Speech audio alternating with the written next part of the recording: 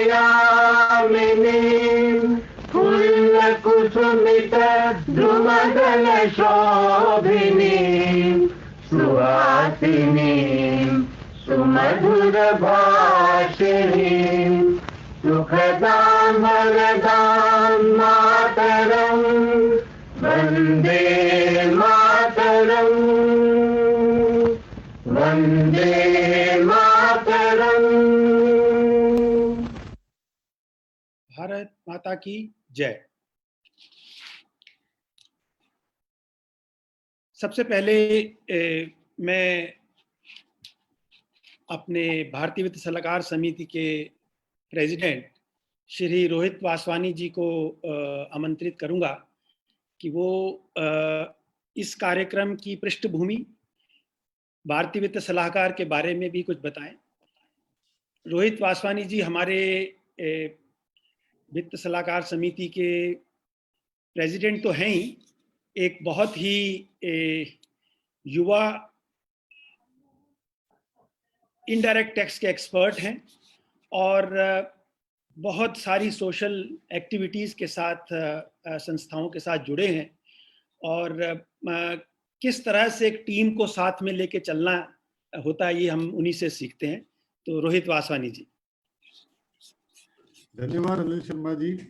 यदि आप मेरी ठीक से सुन पा रहे हैं तो मैं आगे कंटिन्यू कर रहा हूं।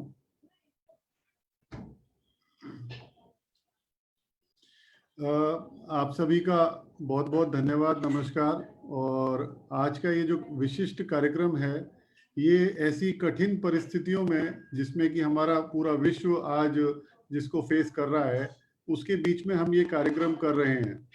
और हमारा ऐसा मानना है कि जब कभी कठिन परिस्थितियां हमारे सामने आती हैं तो उसमें कुछ संभावनाएं भी छुपी होती हैं और उन संभावनाओं को आगे लेकर के उन पर मंथन करके कोई भी समाज, कोई भी संस्कृति अपने आप को आगे बढ़ा सकती है। और आज का ये जो कठिन समय है, ये भारत की प्राचीन परंपराओं, भारत की प्राचीन संस्कृति और भारत के से संबंधित जो भी हमारा प्राचीन ज्ञान विज्ञान है, उसका एक जिसे कहना चाहिए परीक्षा की घड़ी भी है इन सब सारे सिद्धांतों की। क्योंकि जितनी कठिन परिस्थितियों में हम यदि ठीक साबित होते हैं, हम आगे निकल के और बाहर निकल के पहुंचते हैं, तभी पहचान होती है कि जो आज तक हम सजे हुए हमारी संस्कृति को लेकर चल रहे थे, वो आज की इन कठिन परिस्थितियों में कितना ठीक बैठती है। तो चूंकि परिस्थितियां ऐसी हैं जिसके भविष्य के बारे में कोई सटीक रूप से कहने की संभावना नहीं है। हम ये नहीं कह सकते कि ये समय कब तक चलेगा, किस तरह ये आगे जाएगा और आगे हमें क्या क्या चीजें और देखनी पड़ सकती हैं। तो इस बीच में मुझे लगता है कि हम अपने भारत की जो परंपराएं हैं उनको निर्वाह करते हुए, इस कठिन समय में संभावनाओं को देखते हुए, और इसको हम यदि 3 तरीके से देखें कि एक तो ये जो मेडिकल चैलेंज है, एक जो ये पेंडेमिक का चैलेंज है, इसमें रिसर्च वाले हमारे जो आयुर्वेद है या हमारा और विज्ञान है, वो किस तरीके से इसमें सहायक हो सकता है। दूसरा, जो आर्थिक स्थिति में इमीडिएट लेने वाले कुछ एक्शंस हैं, भारतीय वित्त सलाहकार समिति में हमने उस पर चर्चा भी करी, पीछे हमने अपने सुझाव भी भेजे कि इमीडिएट यदि हमें कोई एक्शन इकोनॉमी के लिए लेने हैं तो वो क्या हो सकते हैं। और उसका जो एक तीसरा पहलू है जिसके बारे में आज हम चर्चा करने जा रहे हैं कि भविष्य की संभावनाओं को हम कैसे देखते हैं इन कठिन परिस्थितियों के बीच में। तो मुझे लगता है कि जब हम स्वदेशी की बात करेंगे या हम भारतीय तरीके से, भारतीय विचार से और आर्थिक प्रगति की बात करेंगे, तो इस कठिन समय में हम स्वदेशी को, भारतीय पद्धति को कहाँ फिट करते हैं, कैसे हम देखते हैं एफडीआई के रूप में, या और जो हमारा विलेज में डेवलपमेंट है, एग्रीकल्चर डेवलपमेंट है, इन सबके बीच में एक सामंजस्य की जो जरूरत है और जो समन्वय बनाना है, उसके लिए मुझे लगता है कि हमें काफी मेहनत करने की जरूरत है। और हम ये एक प्रयास कर रहे हैं आज इस कार्यक्रम के माध्यम से, जिससे कि कुछ विषय निकल कर आए और उन विषयों पर मंथन, चिंतन, ये सब प्रारंभ हो और हम एक ठीक दिशा की ओर आगे अपने देश को ले जाएं इन कठिन परिस्थितियों में, ऐसा मुझे विश्वास है। तो आप सभी का जो पैनलिस्ट है और डॉक्टर अश्विनी महाजन जी, प्रोफेसर सचिन चतुर्वेदी जी, इन्होंने समय आज हमें दिया है। आपका बहुत बहुत स्वागत है बीवीएसएस में। डॉक्टर महाजन पहले भी बीवीएसएस में आते रहे हैं, हमें आपका मार्गदर्शन सानिध्य मिलता रहा है। और प्रोफेसर सचिन चतुर्वेदी मुझे लगता है शायद बीवीएसएस में पहली बार हमारे बीच में जुड़ रहे हैं, तो आपका विशेष रूप से बहुत बहुत स्वागत है। और हमारा जो इकोनॉमिक थिंक टैंक है उसकी कभी चर्चा करके आपको अपने कार्यों से अवगत कराएंगे। और इन सारे विषयों में हम बीबीएसएस में भी जो कुछ हो सकता है उस तरह से प्रयास कर रहे हैं। हमारे बीच में इकोनॉमिक थिंक टैंक के एडवाइजर राज अग्रवाल जी भी हैं, उनका भी स्वागत है। इस ग्रुप को के कन्वीनर जो है वो गोपाल अरोड़ा जी भी हैं, उनका भी स्वागत है। हमारे सबके मेंटर और एडवाइजरी ग्रुप के सीनियर मेंबर अनिल गुप्ता जी हमारे बीच में बैठे हैं, आपका भी हार्दिक स्वागत है। और इस वेबिनार में जो भी प्रोफेशनल्स और जो भी बंधु हमारे साथ जुड़े हुए हैं उनका मैं सभी का स्वागत करता हूं। परिस्थितियां कितनी भी कठिन हो, लेकिन भारतीय जो हमारा मानस है, भारतीय जो हमारी परंपरा है, वो यही कहती है कि ये रात के बाद अगली सुबह होगी और अवश्य होगी, और हो सकता है कि वो सुबह और अच्छी हमें देखने को मिले। इसके साथ ही मैं अनुरोध करूंगा अनिल मिश्रा जी से कि वो अनिल शर्मा जी से कि वो आज की ये कार्यवाही को आगे ले जाए। अनिल जी। धन्यवाद रोहित जी।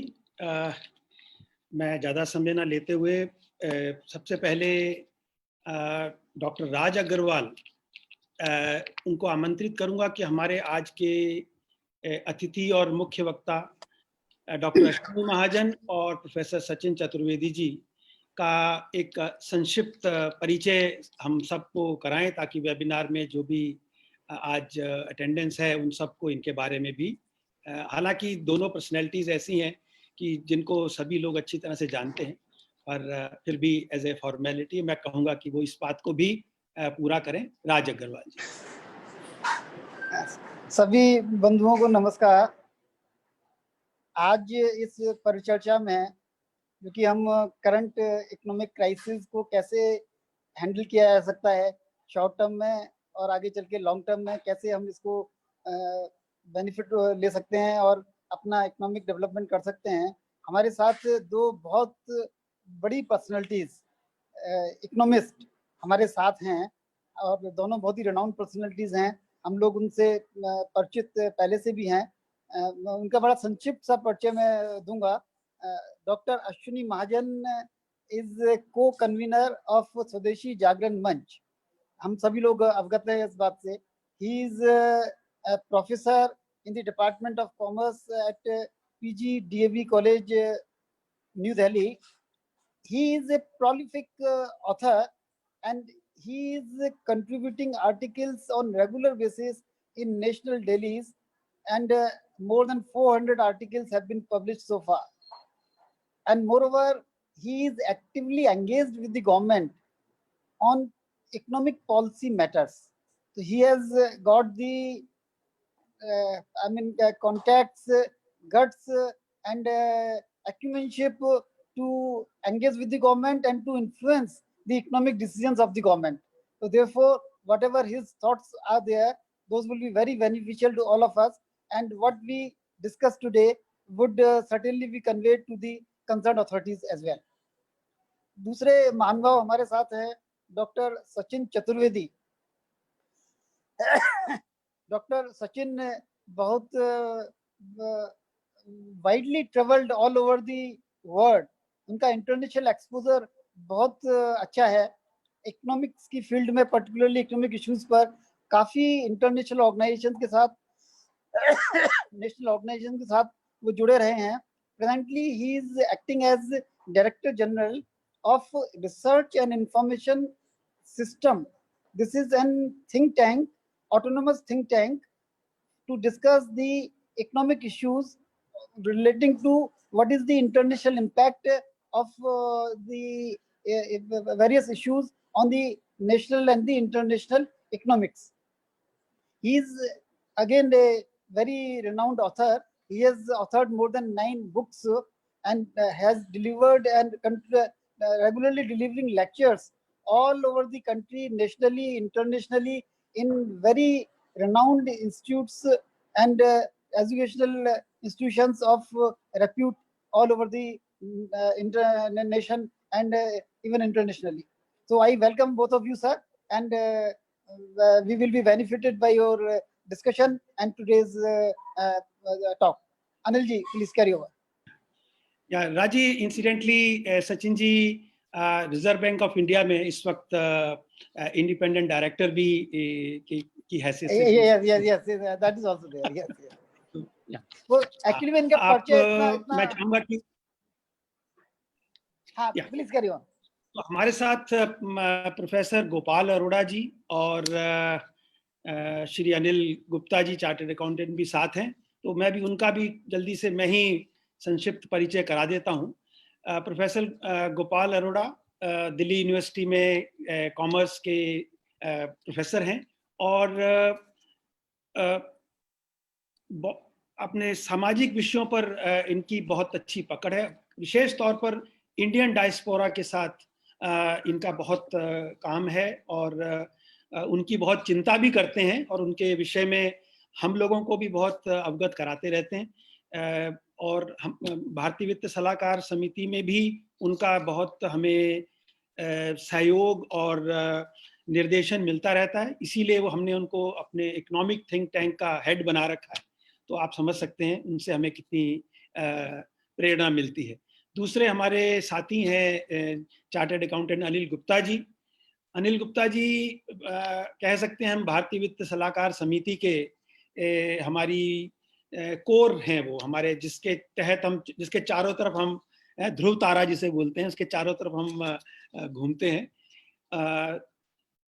राष्ट्रीय स्वयंसेवक संघ में बहुत दिल्ली में सहकार्यवाह का दायित्व इनके पास है.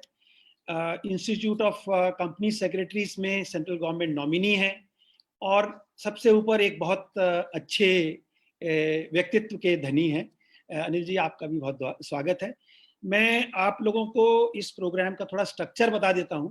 हम इस प्रोग्राम को ऐसा बनाएंगे कि माननीय अश्विनी जी से और माननीय सचिन जी से पहले हम विषय पर 20-20 मिनट इनको सुनेंगे और फिर हमारे पैनलिस्ट के कुछ क्वेश्चन हैं उनको ये डायरेक्ट आंसर करेंगे और उसके बाद करीब 20 मिनट हम हमारे वेबिनार में जो बाकी पार्टिसिपेंट्स हैं उनसे भी क्वेश्चन लेंगे और ताकि हमारे दोनों आज के मुख्य वक्ता उन पर अपने विचार व्यक्त कर सके. तो ये हम फॉर्मेट रखने वाले हैं और मुझे लगता है कि हम बिल्कुल समय के अनुसार चल रहे हैं.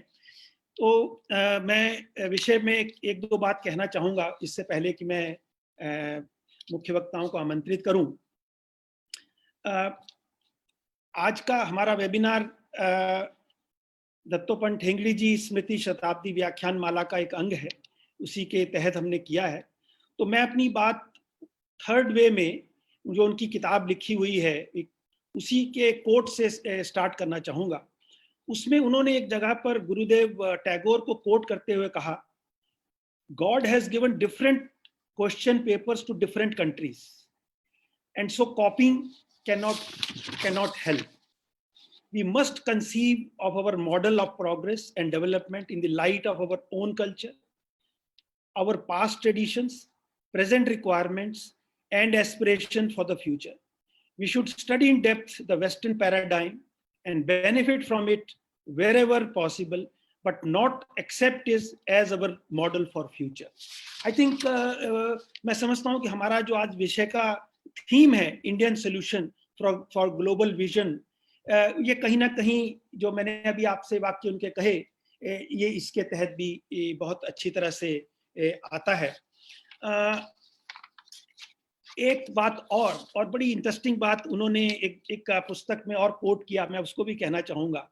उन्होंने मिल्टन को कोट करते हुए कहा, if goodness let calamity, if not goodness let calamity toss him unto my bosom.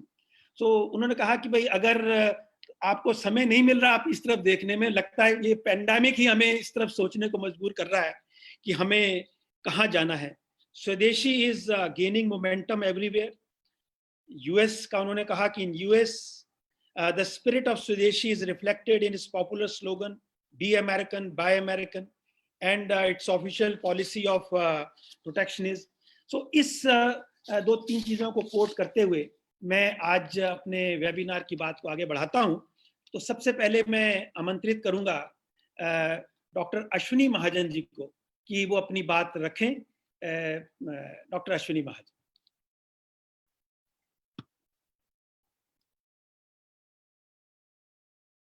ऐसा अनम्यूट कर लीजिए। ऐसा हाँ, अनम्यूट है। धन्यवाद अनिल जी, सुनाई दे रहा है ना जी?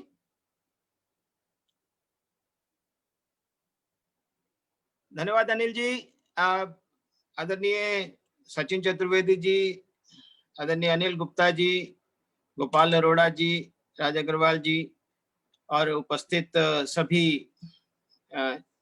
वित्त सलाहकार, चार्टर्ड अकाउंटेंट्स, कॉस्ट अकाउंटेंट्स और इस वेबिनार में उपस्थित सभी बंधुवर भगिनी। हम आज एक वायरस के युग में जी रहे हैं और उस वायरस ने पूरी दुनिया को परेशान कर दिया है। कह रहे हैं कि ये एक अदृश्य दुश्मन है। ये अदृश्य दुश्मन भी कहीं ना कहीं हमारे दुश्मन के साथ ही जुड़ा हुआ है और हम लोग जानते हैं, तभी स्वदेशी जागरण मंच इस वायरस को चाइनीज वायरस का नाम दे रहा है। इस बात को यहीं छोड़ते हुए हम आज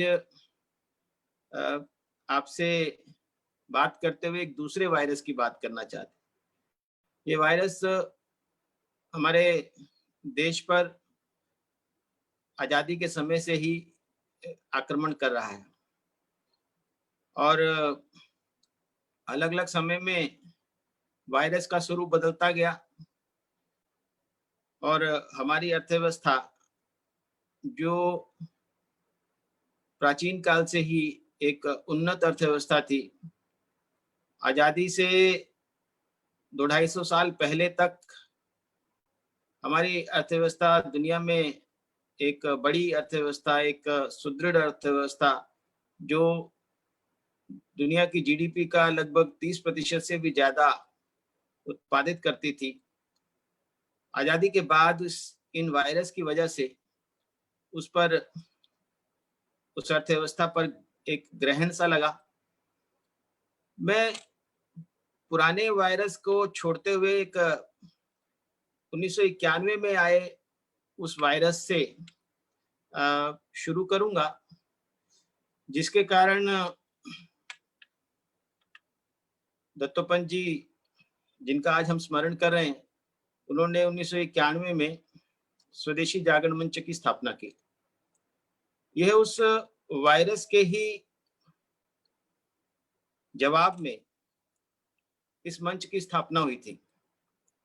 वो वायरस था, जैसे कि आपने बताया कि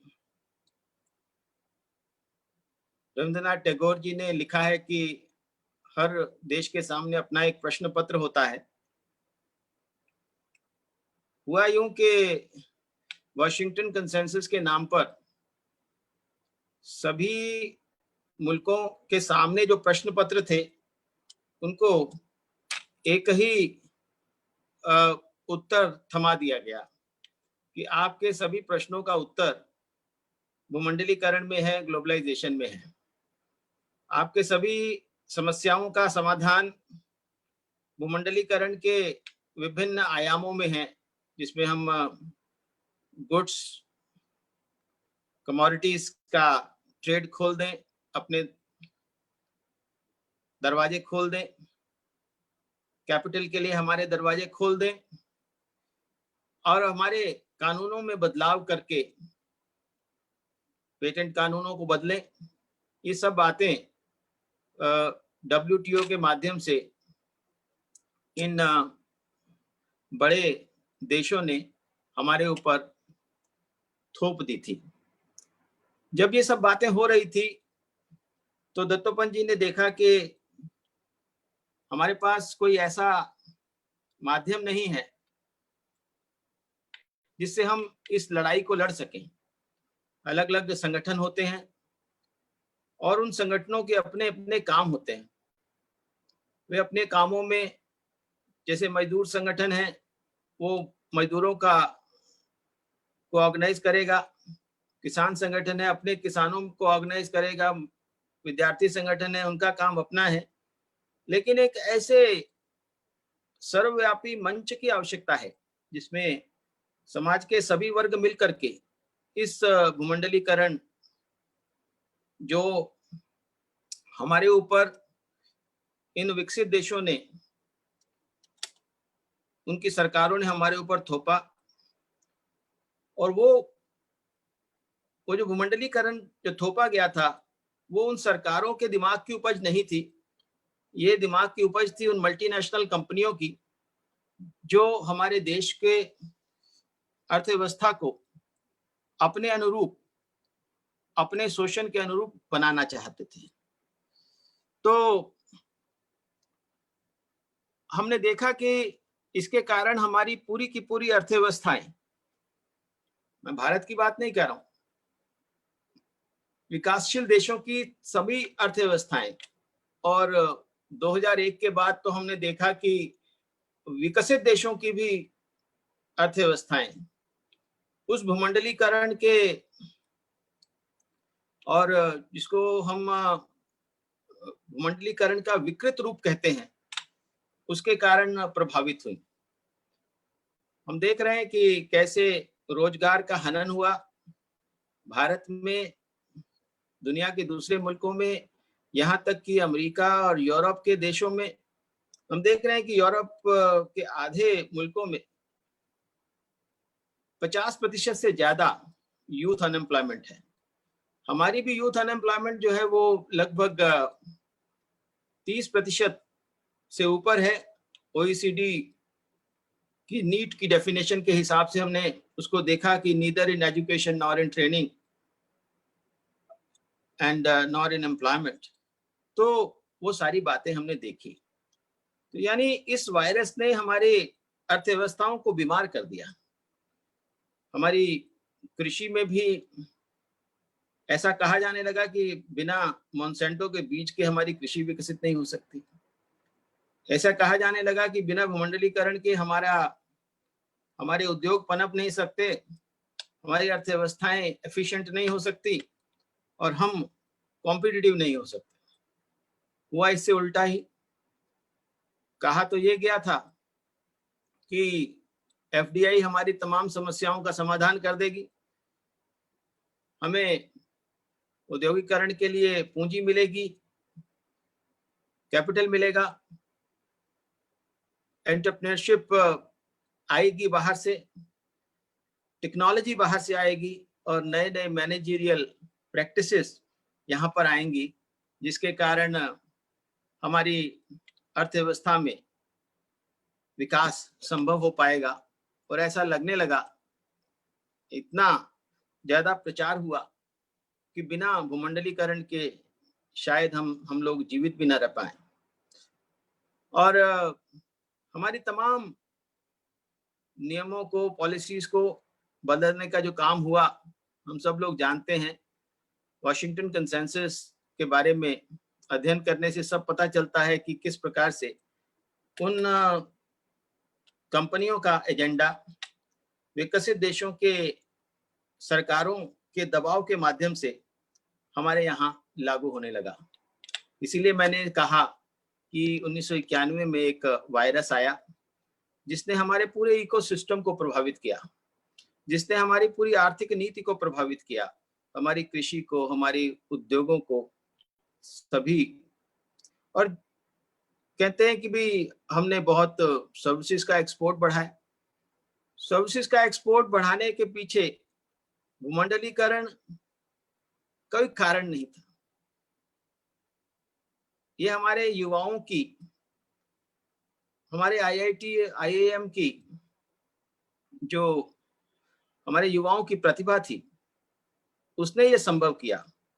और जितनी भी कंपनियां विकसित हुई इंफॉर्मेशन टेक्नोलॉजी में, आप ये देखिएगा कि वो सब भारतीय थी, भारतीयों के द्वारा शुरू की गई, भारतीयों के द्वारा आगे बढ़ाई गई, और जिसके माध्यम से हमने सॉफ्टवेयर टेक्नोलॉजी, इंफॉर्मेशन टेक्नोलॉजी में महारत हासिल की और सॉफ्टवेयर एक्सपोर्ट्स हमारे बड़ी मात्रा में बढ़ गए। और हम 0.7% से सर्विसेज एक्सपोर्ट में दुनिया में 3.1% से ज्यादा सर्विसेज का एक्सपोर्ट करने लगे।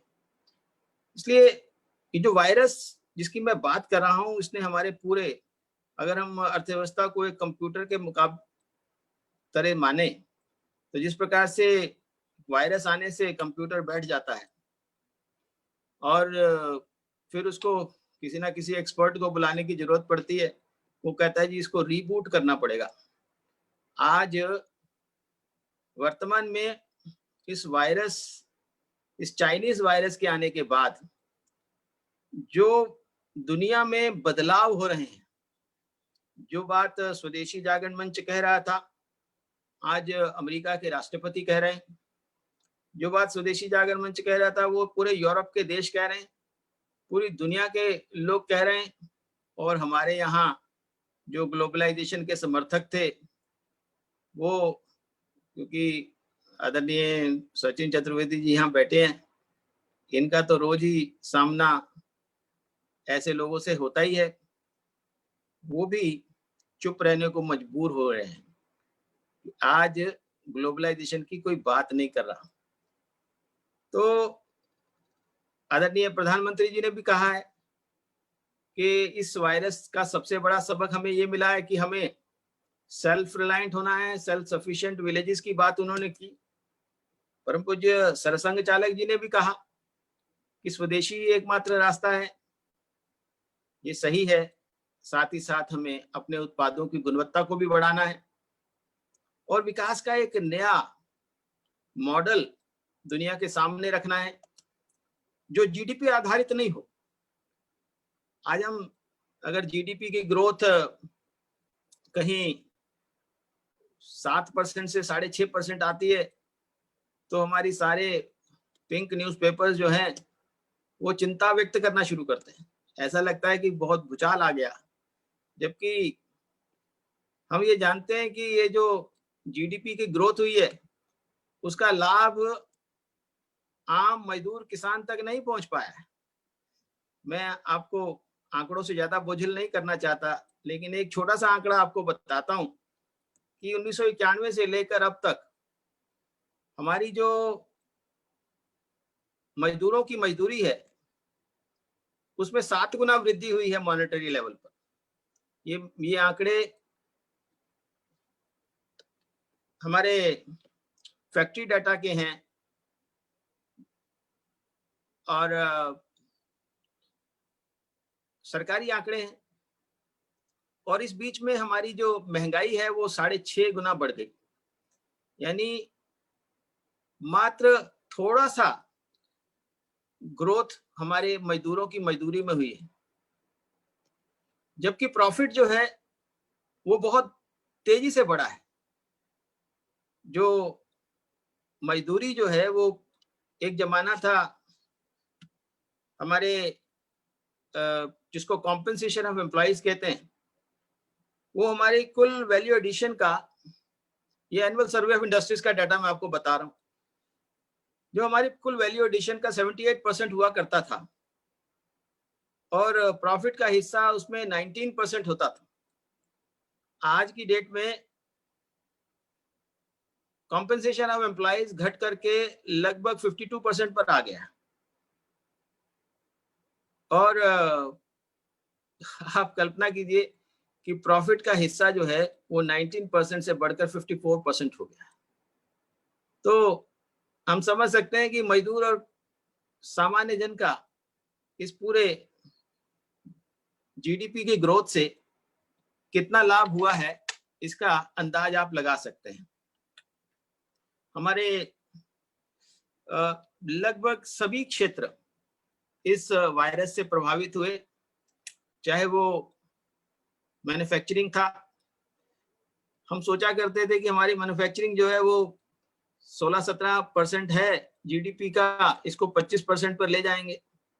हमारे आदरणीय प्रधानमंत्री जी ने भी कहा कि अब हम नई सरकार में मेक इन इंडिया करेंगे, लेकिन देखा तो मेक इन इंडिया जिसको हम कहते हैं कि टेक ऑफ करे, वो टेक ऑफ भी नहीं कर पाया। अभी भी बड़ी मात्रा में हम चीन के उत्पादों पर निर्भर करते हैं, चाहे वो इलेक्ट्रॉनिक्स है, चाहे वो टेलीकॉम के उत्पाद हैं, चाहे वो एपीआईज हैं, चाहे वो केमिकल्स हैं, उनकी डंपिंग जारी।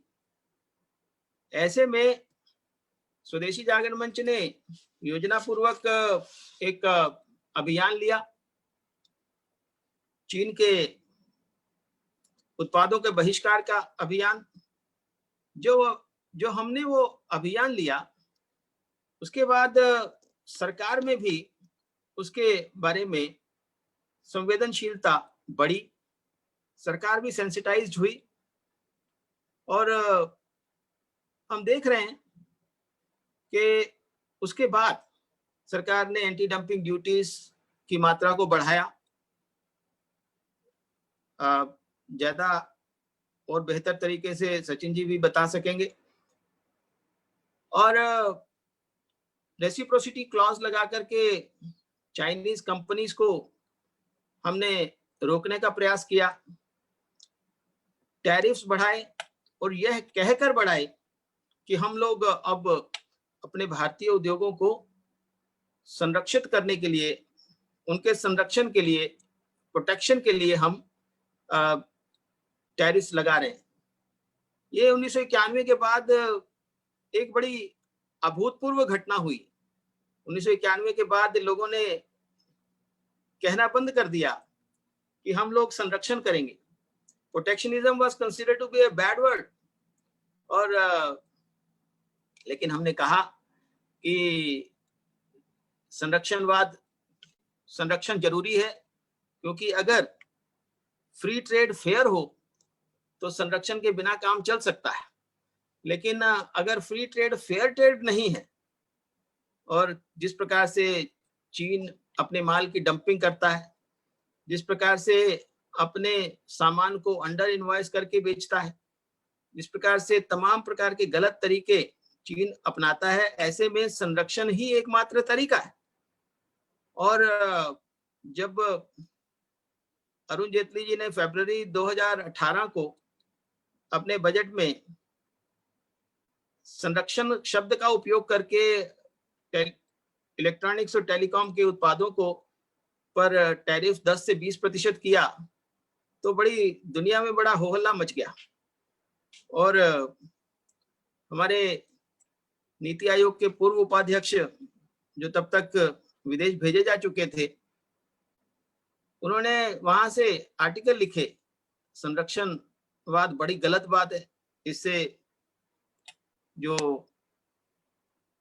उपभोक्ताओं को सामान महंगा मिलेगा, एफिशिएंसी हर्ट होगी। तो उनसे हम हमेशा पूछते रहते थे, अब तो खैर पूछने की उनको जरूरत नहीं है, क्योंकि वो भारत में है नहीं, कि ये संरक्षण जो है,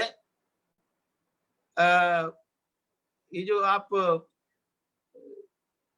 उपभोक्ताओं की बात करते हैं, उपभोक्ताओं को सस्ता सामान मिले, आप क्यों भूल जाते हैं कि हम केवल उपभोक्ता नहीं है, हम उत्पादक भी हैं। अगर हमारे उद्योग धंधे खत्म हो गए, हमारे रोजगार समाप्त हो गए, तो सस्ते सामान का क्या लाभ? आप 10% पर भी अगर सामान बेचेंगे, लेकिन मेरे पास रोजगार नहीं है, तो कैसे होगा? तो हमने देखा कि चाहे वो गुड्स थी, चाहे वो उनकी कंपनीज थी, उनके ऊपर अंकुश लगा। अभी हाल फिलहाल में जो हमारा ये संकट आया है कोरोना या चाइनीज वायरस का, दुनिया भर में एक नए एफर्ट्स शुरू हुए हैं चीन के खिलाफ। कभी किसी ने सुना नहीं था कि चीन के घटिया सामान की खेप को वापस भेज दिया गया हो। यूरोप ने भी भेजा, भारत ने भी भेजा। कभी किसी ने सुना नहीं था कि ये नाम कह करके कि चीन से आने वाला जो निवेश है उसको हम गवर्नमेंट के अप्रूवल रूट से लेकर के जाएंगे, ऐसा कभी किसी ने सुना नहीं था। लेकिन ये सब संभव हुआ, और भारत में भी संभव हुआ।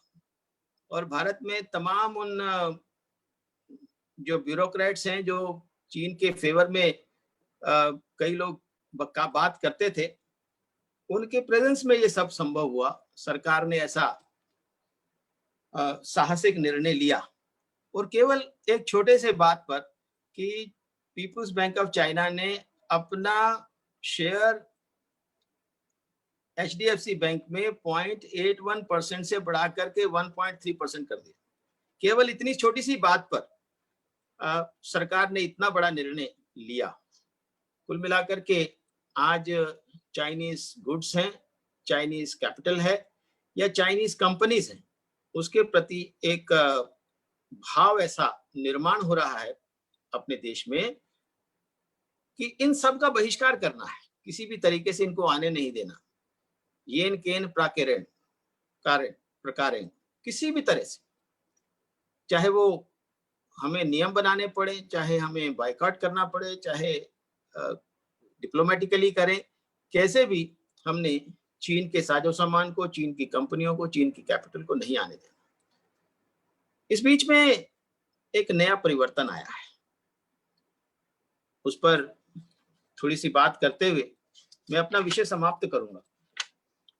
वो परिवर्तन ये है कि जिस प्रकार से भारत में इस प्रकार का भाव निर्माण हुआ है कि चीन के सामान को नहीं खरीदना, चीन की कंपनियों को नहीं आने देना, चीन की कैपिटल को नहीं आने देना, उसी प्रकार से पूरी दुनिया में चीन के प्रति एक भाव का निर्माण हुआ है। हम सब लोग जानते हैं कि इटली अमेरिका से पहले इटली सबसे ज्यादा प्रभावित हुआ था। और वो प्रभावित क्यों हुआ?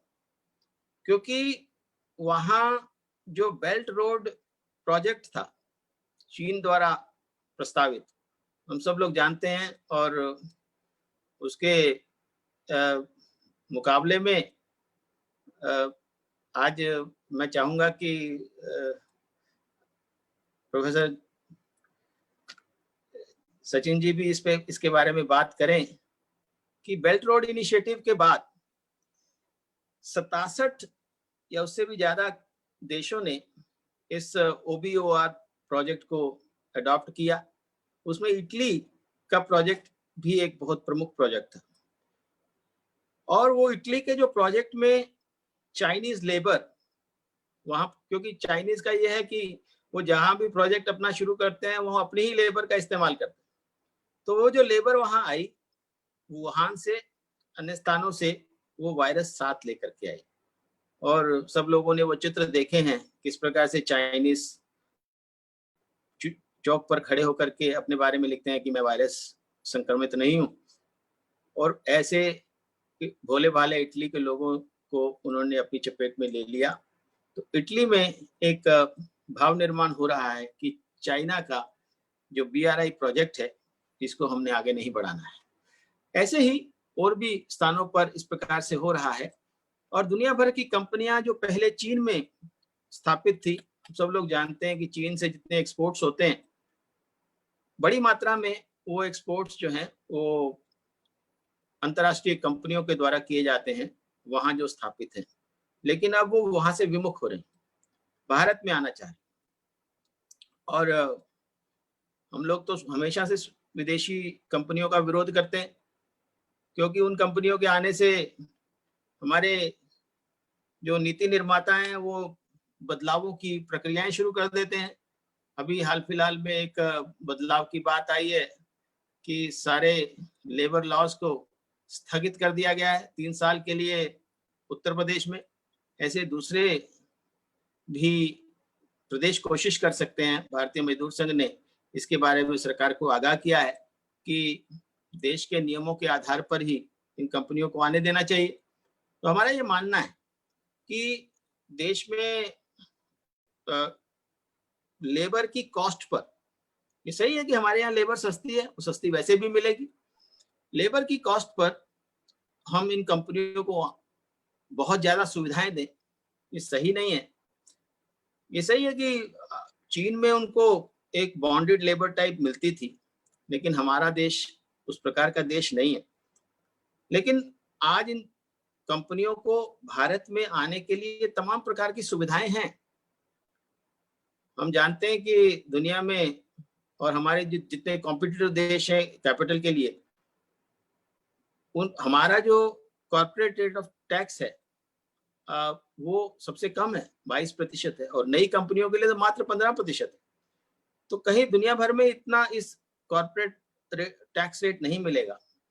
इसके अलावा हमारी युवा शक्ति है, हमारे स्किल्स हैं और स्किल्स सीखने की हमारी क्षमताएं हैं, उन सब के कारण ये कंपनियां भारत में आना चाहते हैं। ईज ऑफ डूइंग बिजनेस भी हम 142nd पोजीशन से 63rd पोजीशन पर आ गए। डेमोग्राफिक डिविडेंड हमारे साथ है, इंफ्रास्ट्रक्चर पर हम लगातार बूस्ट दे ही रहे हैं। इसके कारण इन कंपनियों को भारत में आने के लिए बहुत सुविधाएं मिलेंगी, लेकिन ऐसा देश हित में स्वदेशी जागरण मंच का ये मानना है और हमारे साथ बहुत सारे लोगों का ये मानना है कि इन कंपनियों को कुछ शर्तों के साथ भारत में आना चाहिए। और वो शर्तें कोई नई नहीं है, पूरी दुनिया में ये शर्तें लगाई जाती हैं। एक शर्त है एक्सपोर्ट ऑब्लिगेशन की, कि ये ऐसा ना हो कि ये कंपनियां आकर के हमारे ही डोमेस्टिक मार्केट पर कब्जा करने लगे। इनको कम से कम 50, 60, 70% उत्पादन का एक्सपोर्ट करना चाहिए। दूसरी शर्त है डोमेस्टिक कंटेंट रिक्वायरमेंट।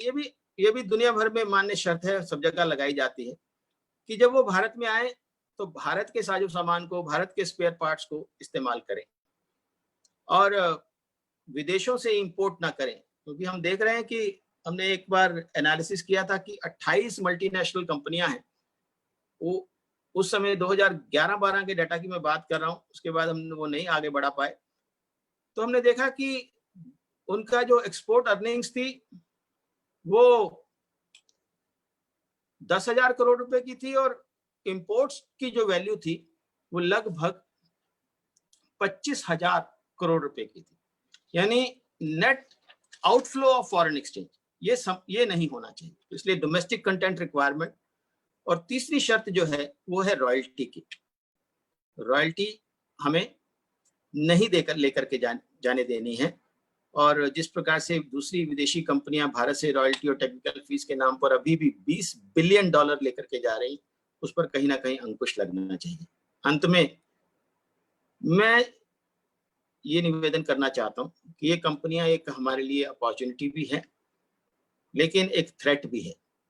हमें उन थ्रेट्स को मिनिमाइज करने की जरूरत है। और अपॉर्चुनिटी इसलिए है कि हमें अपने लोगों को रोजगार भी देना है, अपने यहाँ इकोसिस्टम भी डेवलप करना है। जिस प्रकार से हमने देखा कि ऑटोमोबाइल इंडस्ट्री में हमने जब इसको खोला विदेशी कंपनियों के लिए भी, भारतीय कंपनियां भी बेहतर तरीके से काम करने लगी, तो हमारे यहाँ एक इकोसिस्टम डेवलप हुआ कि आज मैन्युफैक्चरिंग का 50% हमें ऑटोमोबाइल सेक्टर से आता है। अब ये कंपनियां अलग अलग क्षेत्रों में आना चाहती हैं, केमिकल्स में भी होंगी, इलेक्ट्रॉनिक्स टेलीकॉम में भी होंगी और भी कई क्षेत्रों में आएंगी।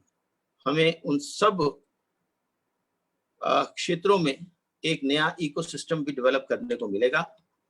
मैं इस बात के साथ और अंत में एक बात कहते हुए कि हमें ग्रामीण विकास और self sufficient, self reliant villages की तरफ आगे बढ़ना होगा। और उसके लिए जो हमारे यहाँ प्रयोग चल रहे हैं अलग अलग, कैसे हम सेल्फ सफिशिएंट विलेजेस बना सकते हैं, जो एसपी गुप्ता कमेटी की रिपोर्ट है 2002 की, और उसको आधार बनाते हुए हमें, जैसे परम पूज्य सरस संचालक जी ने पाठ्य दिया है कि हमें अपने देश का ग्रामीण विकास की तरफ, आत्मनिर्भर गांवों की तरफ हमें आगे बढ़ना पड़ेगा। और साथ ही साथ औद्योगिक विकास और आत्मनिर्भरता के इस लक्ष्य पर हम आगे बढ़ें। इतना सी बात कहते हुए मैं अपना विषय यहाँ समाप्त करता हूँ। धन्यवाद।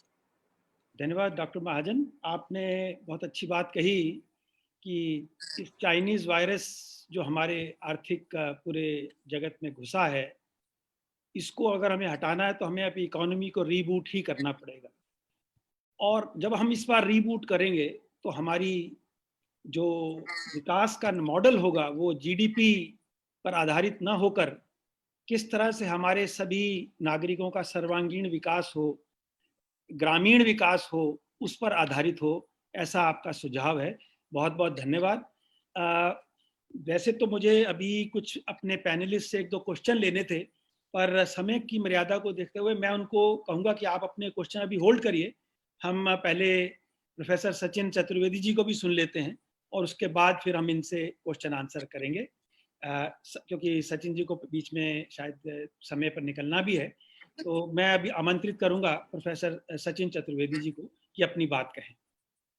धन्यवाद अनिल जी, माननीय अश्विनी जी, रोहित जी, अनिल शर्मा जी, प्रोफेसर अरोरा जी, अनिल गुप्ता जी, राज अग्रवाल जी, बहुत ही अच्छी शुरुआत हो गई। मैं बधाई दूंगा अश्विनी जी को कि उन्होंने बहुत ही खूबसूरत ढंग से सारी बात हम लोगों के सामने रखी है और उसका एक निचोड़ जो मुझे लगता है वो निकल करके आज हम लोगों के सामने आया है, किस दिशा में हमें आगे बढ़ना है। और जैसा अनिल शर्मा जी ने शुरू में ही कहा कि हम लोगों को किस दिशा में जाना है, ये एक विकास का मॉडल कैसा होना चाहिए, ये बात हमारे सामने निकल करके आती है। खुद रोहित जी ने भी शुरू में कहा कि भारतीय विचार कैसा हो, स्वदेशी उसमें कहाँ फिट हो, कई तरह के मुद्दे आए। आज परम आदरणीय थेंगड़ी जी की जो शताब्दी वर्ष चल रहा है उसके अंतर्गत ये व्याख्यान माला आयोजित की गई है। उसमें मुझे लगता है कि इससे अच्छा और कोई विषय नहीं हो सकता था। मैं भारतीय वित्त सलाहकार समिति को बधाई दूंगा कि उन्होंने Indian solution with global vision ये बात सामने रखी है और वो शायद हमारी इस इकोनॉमिक क्राइसिस से हमें बाहर निकालने के में मदद करेगी। और जैसा माननीय अश्विनी जी ने कहा, कई सारे रास्ते हमारे सामने खुल गए हैं और हमें उन पर आगे बढ़ना चाहिए। उन्होंने अंतर्राष्ट्रीय परिप्रेक्ष्य में, राष्ट्रीय परिप्रेक्ष्य में और स्थानीय परिप्रेक्ष्य में, तीनों परिप्रेक्ष्यों में बात हमारे सामने रखी है। मैं ज्यादा समय नहीं लूंगा और कम शब्दों में अपनी बात समाप्त करूंगा। सबसे पहला सवाल जो मेरे दिमाग में था आज आप लोगों के साथ साझा करने का, वो अनिल जी ने रखा कि विकास है क्या, विकास कैसा होना चाहिए। इस बात के ऊपर माननीय थेंगड़ी जी स्वयं लिख चुके हैं और काफी बोल चुके हैं। उसके बाद हम उनको याद करते हुए इस विषय पे उनके लिखे हुए को ही अगर दोबारा पढ़ें तो शायद उनके लिए सच्ची श्रद्धांजलि और हमारे विकास के पथ पर आगे बढ़ने की जो प्रक्रिया है उसमें हमें अत्यंत सहारा मिलेगा, अत्यंत हमारे लिए उपयोगी होगी। मुझे लगता है कि कश्मीरी लाल जी ने एक काम बहुत अच्छा किया कि दत्तोपंत जी के जो लेख थे, जो व्याख्यान हुए, उनको एक जगह पे संकलित किया है। 1997 में ABVP के चेन्नई में हुए सम्मेलन के दौरान दत्तोपंत जी ने ये विचार बृहद रूप से सबके सामने रखा कि विकास होता क्या है, किसको हम विकास कहते हैं, विकास के मायने क्या हैं। और ऐसा कहते वक्त दत्तोपंत जी ने कई बातें हमारे सामने लाई, कई चीजें हमारे सामने ला करके रखी। और उसमें अगर आप देखें और कहते कहते थर्ड वे को कोट करते समय अनिल जी ने बहुत सुंदर एक बात आखिरी में कही कि हम अपने अनुभव से भी सीखें, लेकिन अगर पश्चिम में कोई सोच आया है तो उसको भी सामने लेकर के आए। और वो दत्तोपंत जी का ही लिखा हुआ कोट कर रहे थे। तो ये बात दत्तोपंत जी के में अगर आप उनके व्याख्यानों को देखें जो मूल रूप से विकास के ऊपर रहे हों या आर्थिक व्यवस्था के ऊपर रहे हों, उन्होंने वेस्टर्न स्कॉलर्स को पढ़ने में कोई कसर नहीं छोड़ी। उन्होंने उनकी बात समझ करके हमारे परिप्रेक्ष्य में ला के रखने में भी कोई कसर नहीं छोड़ी। तो ये बड़ा महत्वपूर्ण है कि अंतर्राष्ट्रीय स्तर पर क्या सोचा और लिखा जा रहा है, क्या वो हमसे भिन्न है और क्यों भिन्न है, ये बात हमें समझना बहुत जरूरी है।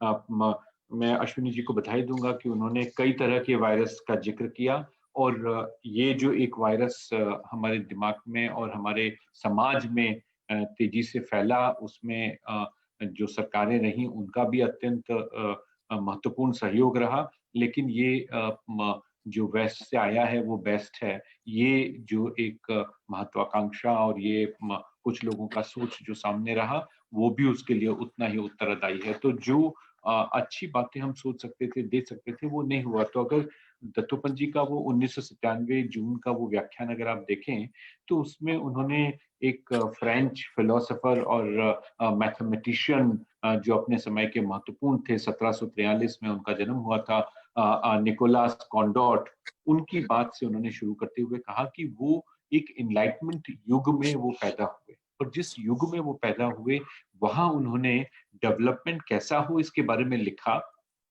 बाद में दत्तोपंत जी कहते हैं कि डार्विन ने भी उसी बात को आगे बढ़ाया। अगर ग्रीस देखें, रोम की बात करें या मिडिल एज की बात करें, अगर इटालियन रेनेसेंस की बात हो और जर्मन रिफॉर्मिस्ट जो ऑर्गेनाइजेशंस बने उनकी बात हो, या जो यूरोप में साइंटिफिक रिवॉल्यूशन हुआ, प्री रिवॉल्यूशन यूरोप की बात हो, तो ये सारा एक शताब्दियों में गुथा हुआ सवाल विकास क्या है ये हमारे सामने आता रहा।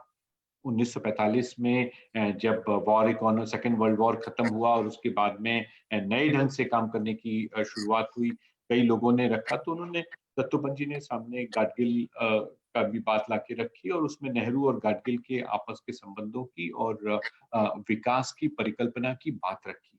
वास्तव में जो अश्विनी जी कह रहे थे कि वायरस 1991 में आया, अश्विनी जी वो आजादी के तुरंत का जो काल था उसी में आ चुका था। और वही दत्तोपंत जी ने अपने उस व्याख्यान में कहा कि भाई गाडगिल का जो सोच था वो और नेहरू का जो सोच था वो किस तरह से फर्क हो गया।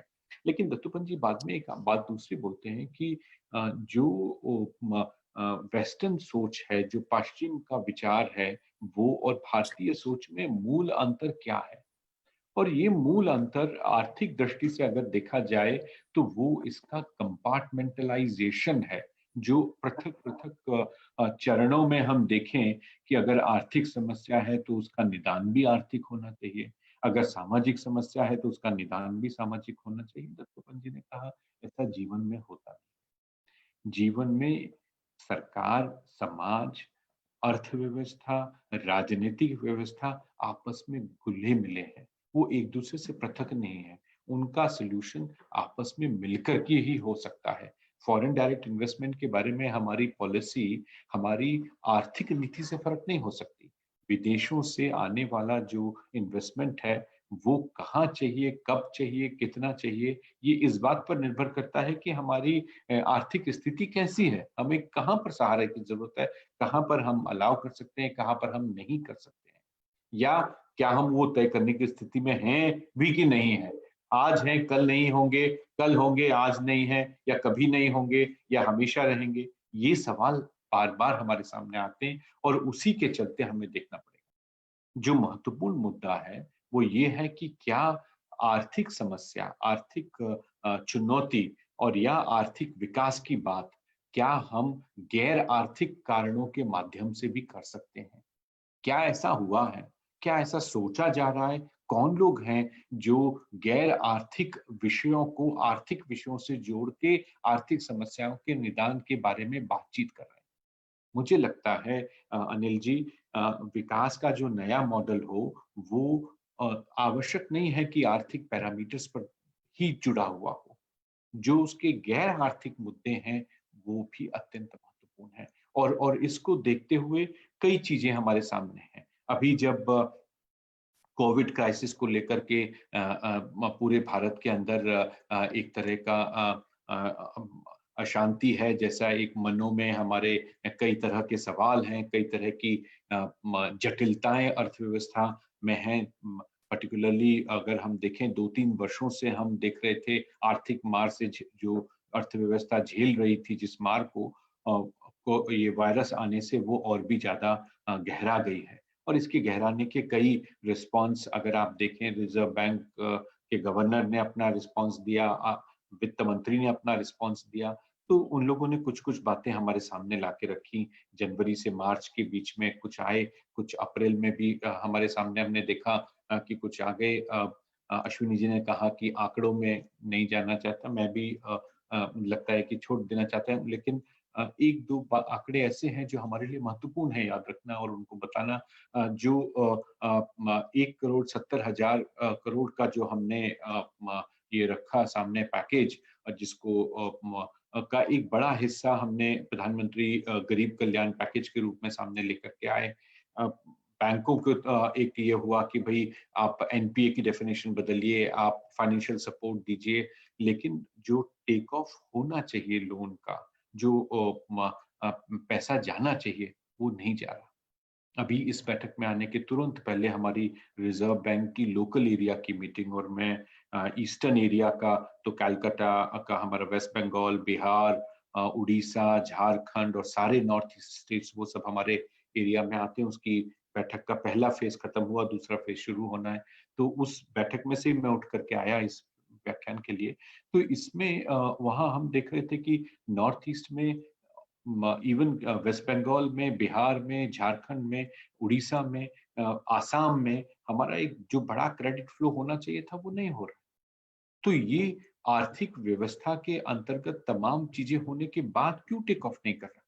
क्या कारण है कि क्रेडिट आगे नहीं बढ़ रहा? लोग कहते हैं कि बैंक क्रेडिट देने के लिए तैयार नहीं है। बैंक कहते हैं हम तैयार बैठे हैं, लोग नहीं आते, प्रपोजल नहीं आते, प्रपोजल के जांच हो रही, दुनिया भर का चल रहा है। लेकिन हम देखते हैं कि वो चाहे हम नेशनल सोशल असिस्टेंस प्रोग्राम बना दें, सामानों को पहुंचा दें, लेकिन अर्थव्यवस्था के अंदर जो लिक्विडिटी की कमी की बात बार बार कही जाती है, जो एनपीए के डर की बात कही जाती है, रेपो रेट का भी अंतर आया तो भी सरकार ने के और आरबीआई के प्रयासों से आरबीआई ने उसमें रिलैक्सेशन दिया।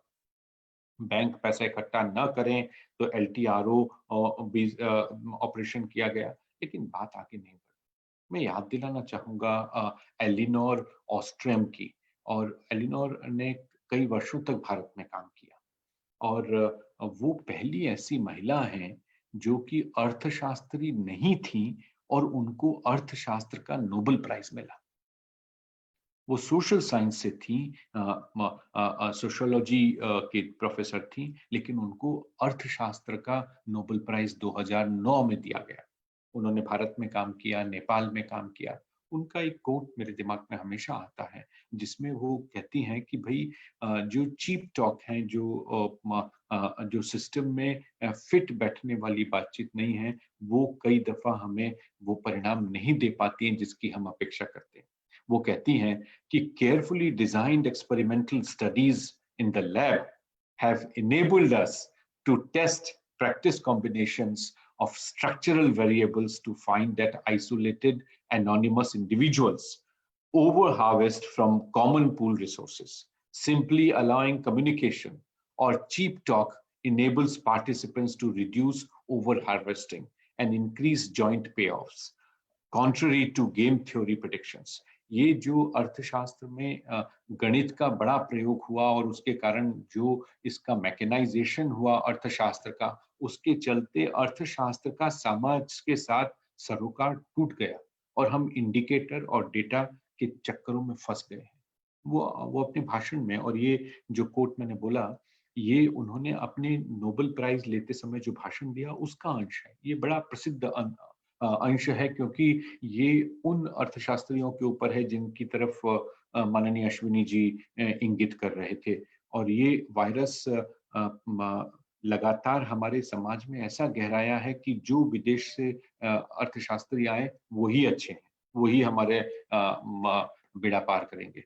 तो ये जो हमारा सोच था उसके चलते हुए कई चीजों के साथ समाज का भी और अर्थशास्त्र से व्यापार का समाज से जो ताना बाना होना चाहिए वो धीरे धीरे टूटा है। और उसके टूटने से हम देख रहे हैं कि कई ऐसी सिचुएशंस हमारे सामने निकल करके आई हैं जिसके चलते एक बड़ा खतरा पूरे समय देश के सामने और समाज के सामने आता है। तो ऐसे जो गैर आर्थिक कारण हैं, उसमें सबसे बड़ा कारण, और वो स्वयं दत्तोपंत जी ने बताया है, वो मैं कह रहा हूँ ऐसा नहीं है, वो दत्तोपंत जी ने ही कहा कि समाज के अंदर अर्थव्यवस्था की क्या भूमिका होनी चाहिए। अभी क्या हो रहा है कि हम अर्थव्यवस्था के बारे में सोचेंगे और फिर समाज की उसके आसपास संरचना करने का प्रयास करते हैं। तो जो सोसाइटी है वो सोसाइटी कोई सेल्फ सेंटर्ड इंडिविजुअल्स का क्लब नहीं होना चाहिए। सोसाइटी जो है उसके कोई शरीर होगा, उसके कोई पैर होंगे, कोई हाथ होगा, कोई मुंह होगा, कोई आंख होगी, कोई कान होगा। ये सारा मिलाकर के जो जिसको हम एकात्म मानववाद बोलते हैं, जो वो सोच है वहां पर बात आकर के रुकती है। वहां से आज का जो नया डेवलपमेंट मॉडल की संरचना की अनिल जी बात कर रहे हैं, वहां से बात शुरू होना चाहिए। वही हमारा एक प्रमुख मुद्दा होना चाहिए जिस पर हम पहले पहुंचे और फिर वहां से यात्रा शुरू करें। उसके ऊपर दत्तोपंत जी ने ये भी कहा कि राइट टू ड्यूटी जो है ये अप्रोच जरूरी है। कुछ ऐसा हुआ कि पिछले 3-4 सालों में भारत सरकार ने कई ऐसे कार्यक्रम शुरू करे जिनमें इंटाइटलमेंट से हट करके हम एंटरप्रेन्योरशिप की तरफ गए। तो जो अमर्त्य सेन और बाकी लोग कहते हैं कि भाई जो गरीब है उसको आप कुछ पैसा दीजिए, उसको मिनिमम सपोर्ट, जो हमारे सुब्रमण्यम आके कह गए, चीफ इकोनॉमिक एडवाइजर, और पार्लियामेंट में सबने तारीफ करी कि मिनिमम इनकम की बात होनी चाहिए। अमर्त्य सेन ने उसको मनरेगा कार्यक्रम में जोड़ करके कहा था। ये अच्छा हुआ कि प्रधानमंत्री मोदी जी ने आने के बाद में कहा कि भैया इंटाइटलमेंट ठीक है, लेकिन इंटाइटलमेंट से ज्यादा जरूरी एंटरप्रेन्योरशिप हो। तो इंटाइटलमेंट की जगह एंटरप्रेन्योरशिप की हम बात करें, और वो एंटरप्रेन्योरशिप जो औद्योगिक क्षमता है वो हमारे सामने किस ढंग से आनी चाहिए, उसको लेकर के 1996 की एक रिपोर्ट है जो यूनाइटेड नेशंस ने ह्यूमन डेवलपमेंट रिपोर्ट में कही, और उसमें उन्होंने कहा कि भाई वेस्ट में हम थक गए, हमारा विकास का मॉडल चल नहीं सकता। 5 प्रमुख कठिनाइयां हैं हमारे सामने, जिसके चलते हमारा ग्रोथ का डायमेंशन बदलना चाहिए। कई लोग कहते हैं ग्रोथ और डेवलपमेंट इंटरचेंजेबल हैं, कई कहते हैं नहीं है। लेकिन दत्तोपंत जी ने कहा कि देखो, डेवलपमेंट की जब बात करें तो ग्रोथ थ्योरी को समझने की आवश्यकता है, लेकिन ग्रोथ थ्योरी को विकास के हमारे मॉडल में ढालने की आवश्यकता है। तो 1996 की ह्यूमन डेवलपमेंट रिपोर्ट में उन्होंने कहा कि वेस्ट के अंदर जो ग्रोथ हो रही है वो जॉबलेस ग्रोथ है, बिना जॉब के हो रही है। वो रूथलेस ग्रोथ है क्योंकि वो सिर्फ अमीरों की बात करती है। वो वॉइसलेस ग्रोथ है क्योंकि वो डेमोक्रेसी और उसमें डेमोक्रेसी में पार्टिसिपेशन की बात नहीं कर सकती है। वो रूटलेस ग्रोथ है क्योंकि उसका संस्कृति से और संस्कृति के जो सरोकार हैं उससे कोई संबंध नहीं है। और वो फ्यूचरलेस ग्रोथ है, उसका कोई भविष्य नहीं है। तो ये 5 तरह की growth, jobless growth, ruthless growth, voiceless growth, rootless growth and futureless growth, ये जो ग्रोथ के जो पैरामीटर्स हैं, अगर इन तरह की ग्रोथ हमें नहीं चाहिए तो विकास का वो मॉडल जहां पे हम एक समेकित योजना सामने रखें, जहां हम एक साथ बात करें, उसके बारे में सोचने की आवश्यकता है। 2017 में जब 16 में जब भारत ने ब्रिक्स का सम्मेलन आयोजित किया तो थिंक टैंक से पूछा गया कि भाई आपका कोई सुझाव हो तो बताएं।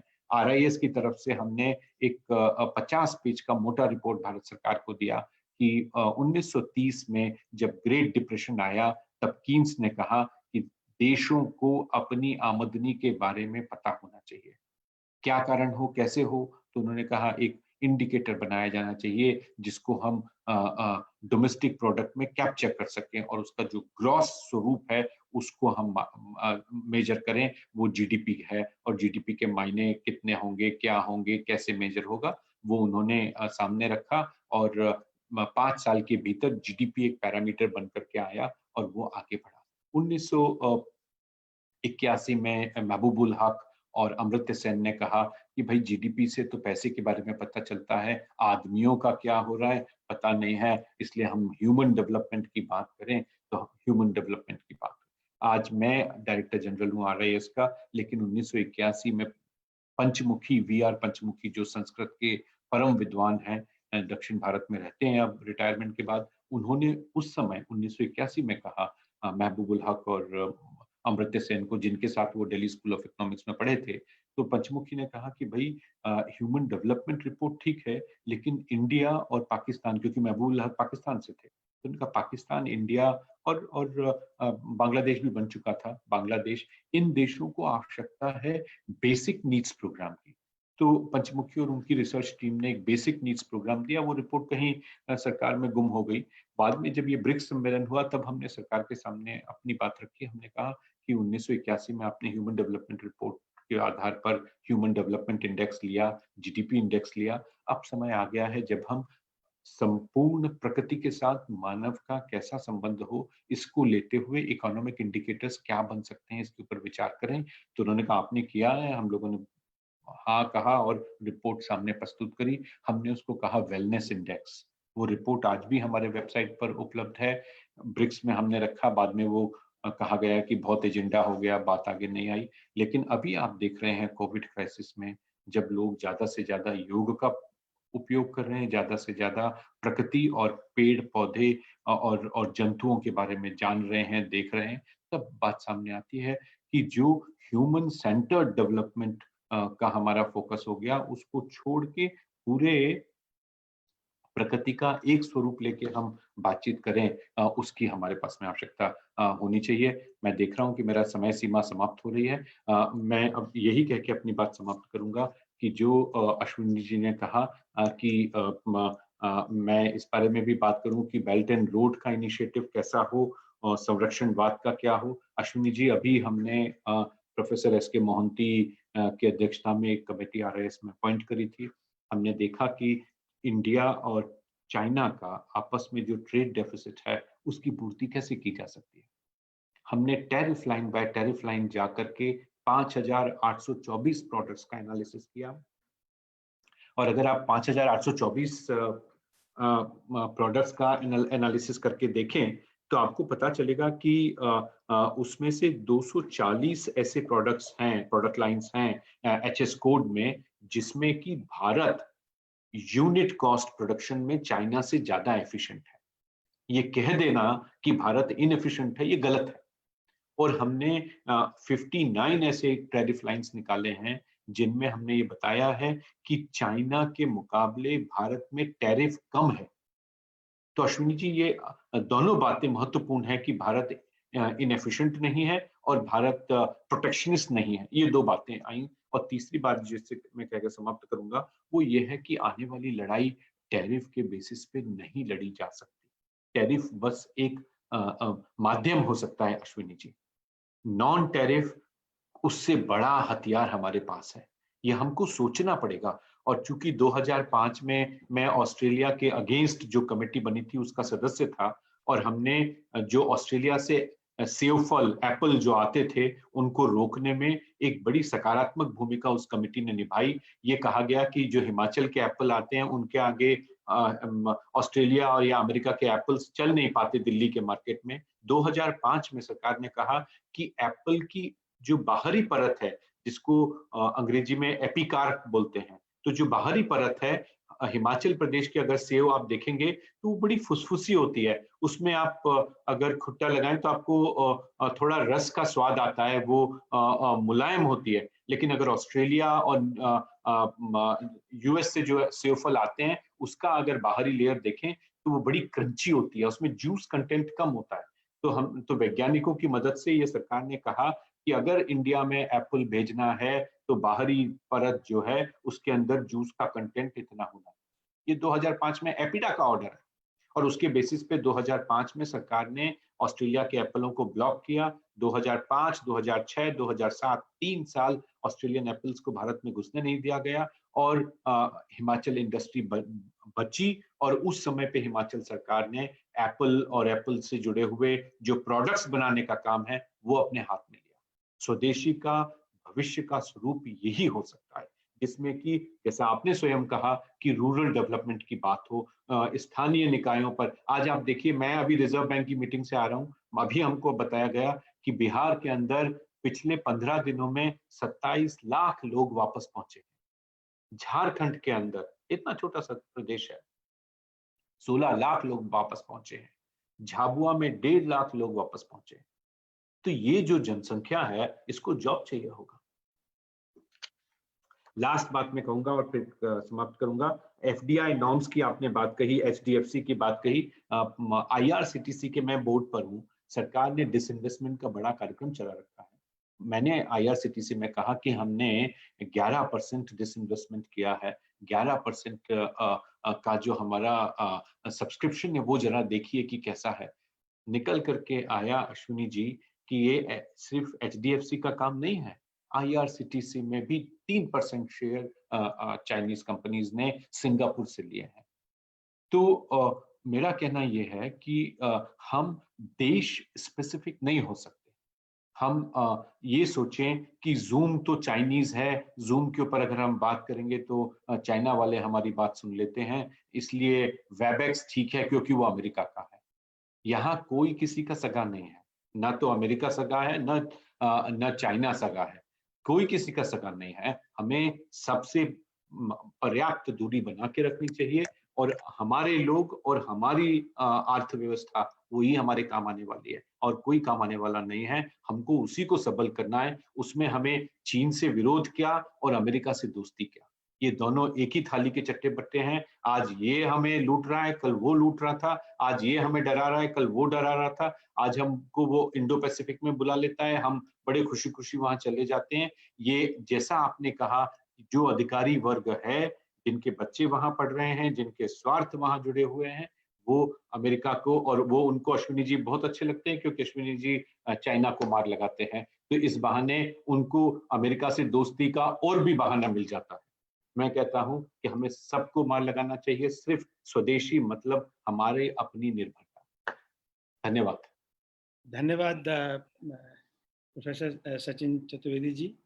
आपने आज बहुत ही थॉट प्रोवोकिंग बात कही कि ये हमारे लिए समय है कि हम विकास की अवधारणा को ही फिर से देखें और किस तरह से हम अपनी अर्थव्यवस्था को सोसाइटी के अराउंड डेवलप करें, ना कि अर्थव्यवस्था बनाने के बाद सोसाइटी के बारे में सोचें।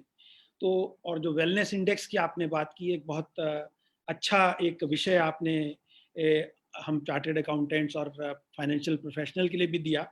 आई एम श्योर हम इस पे और भी बात करेंगे।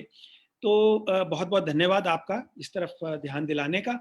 अब मैं अपने पैनलिस्ट, जो 3 पैनलिस्ट हैं, उनसे मेरा अनुरोध होगा कि वो बहुत पॉइंटेड क्वेश्चन, रादर मैं उनको भी रिस्ट्रिक्ट करूंगा, एक एक क्वेश्चन अपना वो दोनों हमारे आज के स्पीकर से रखें। पहले गोपाल अरोड़ा जी।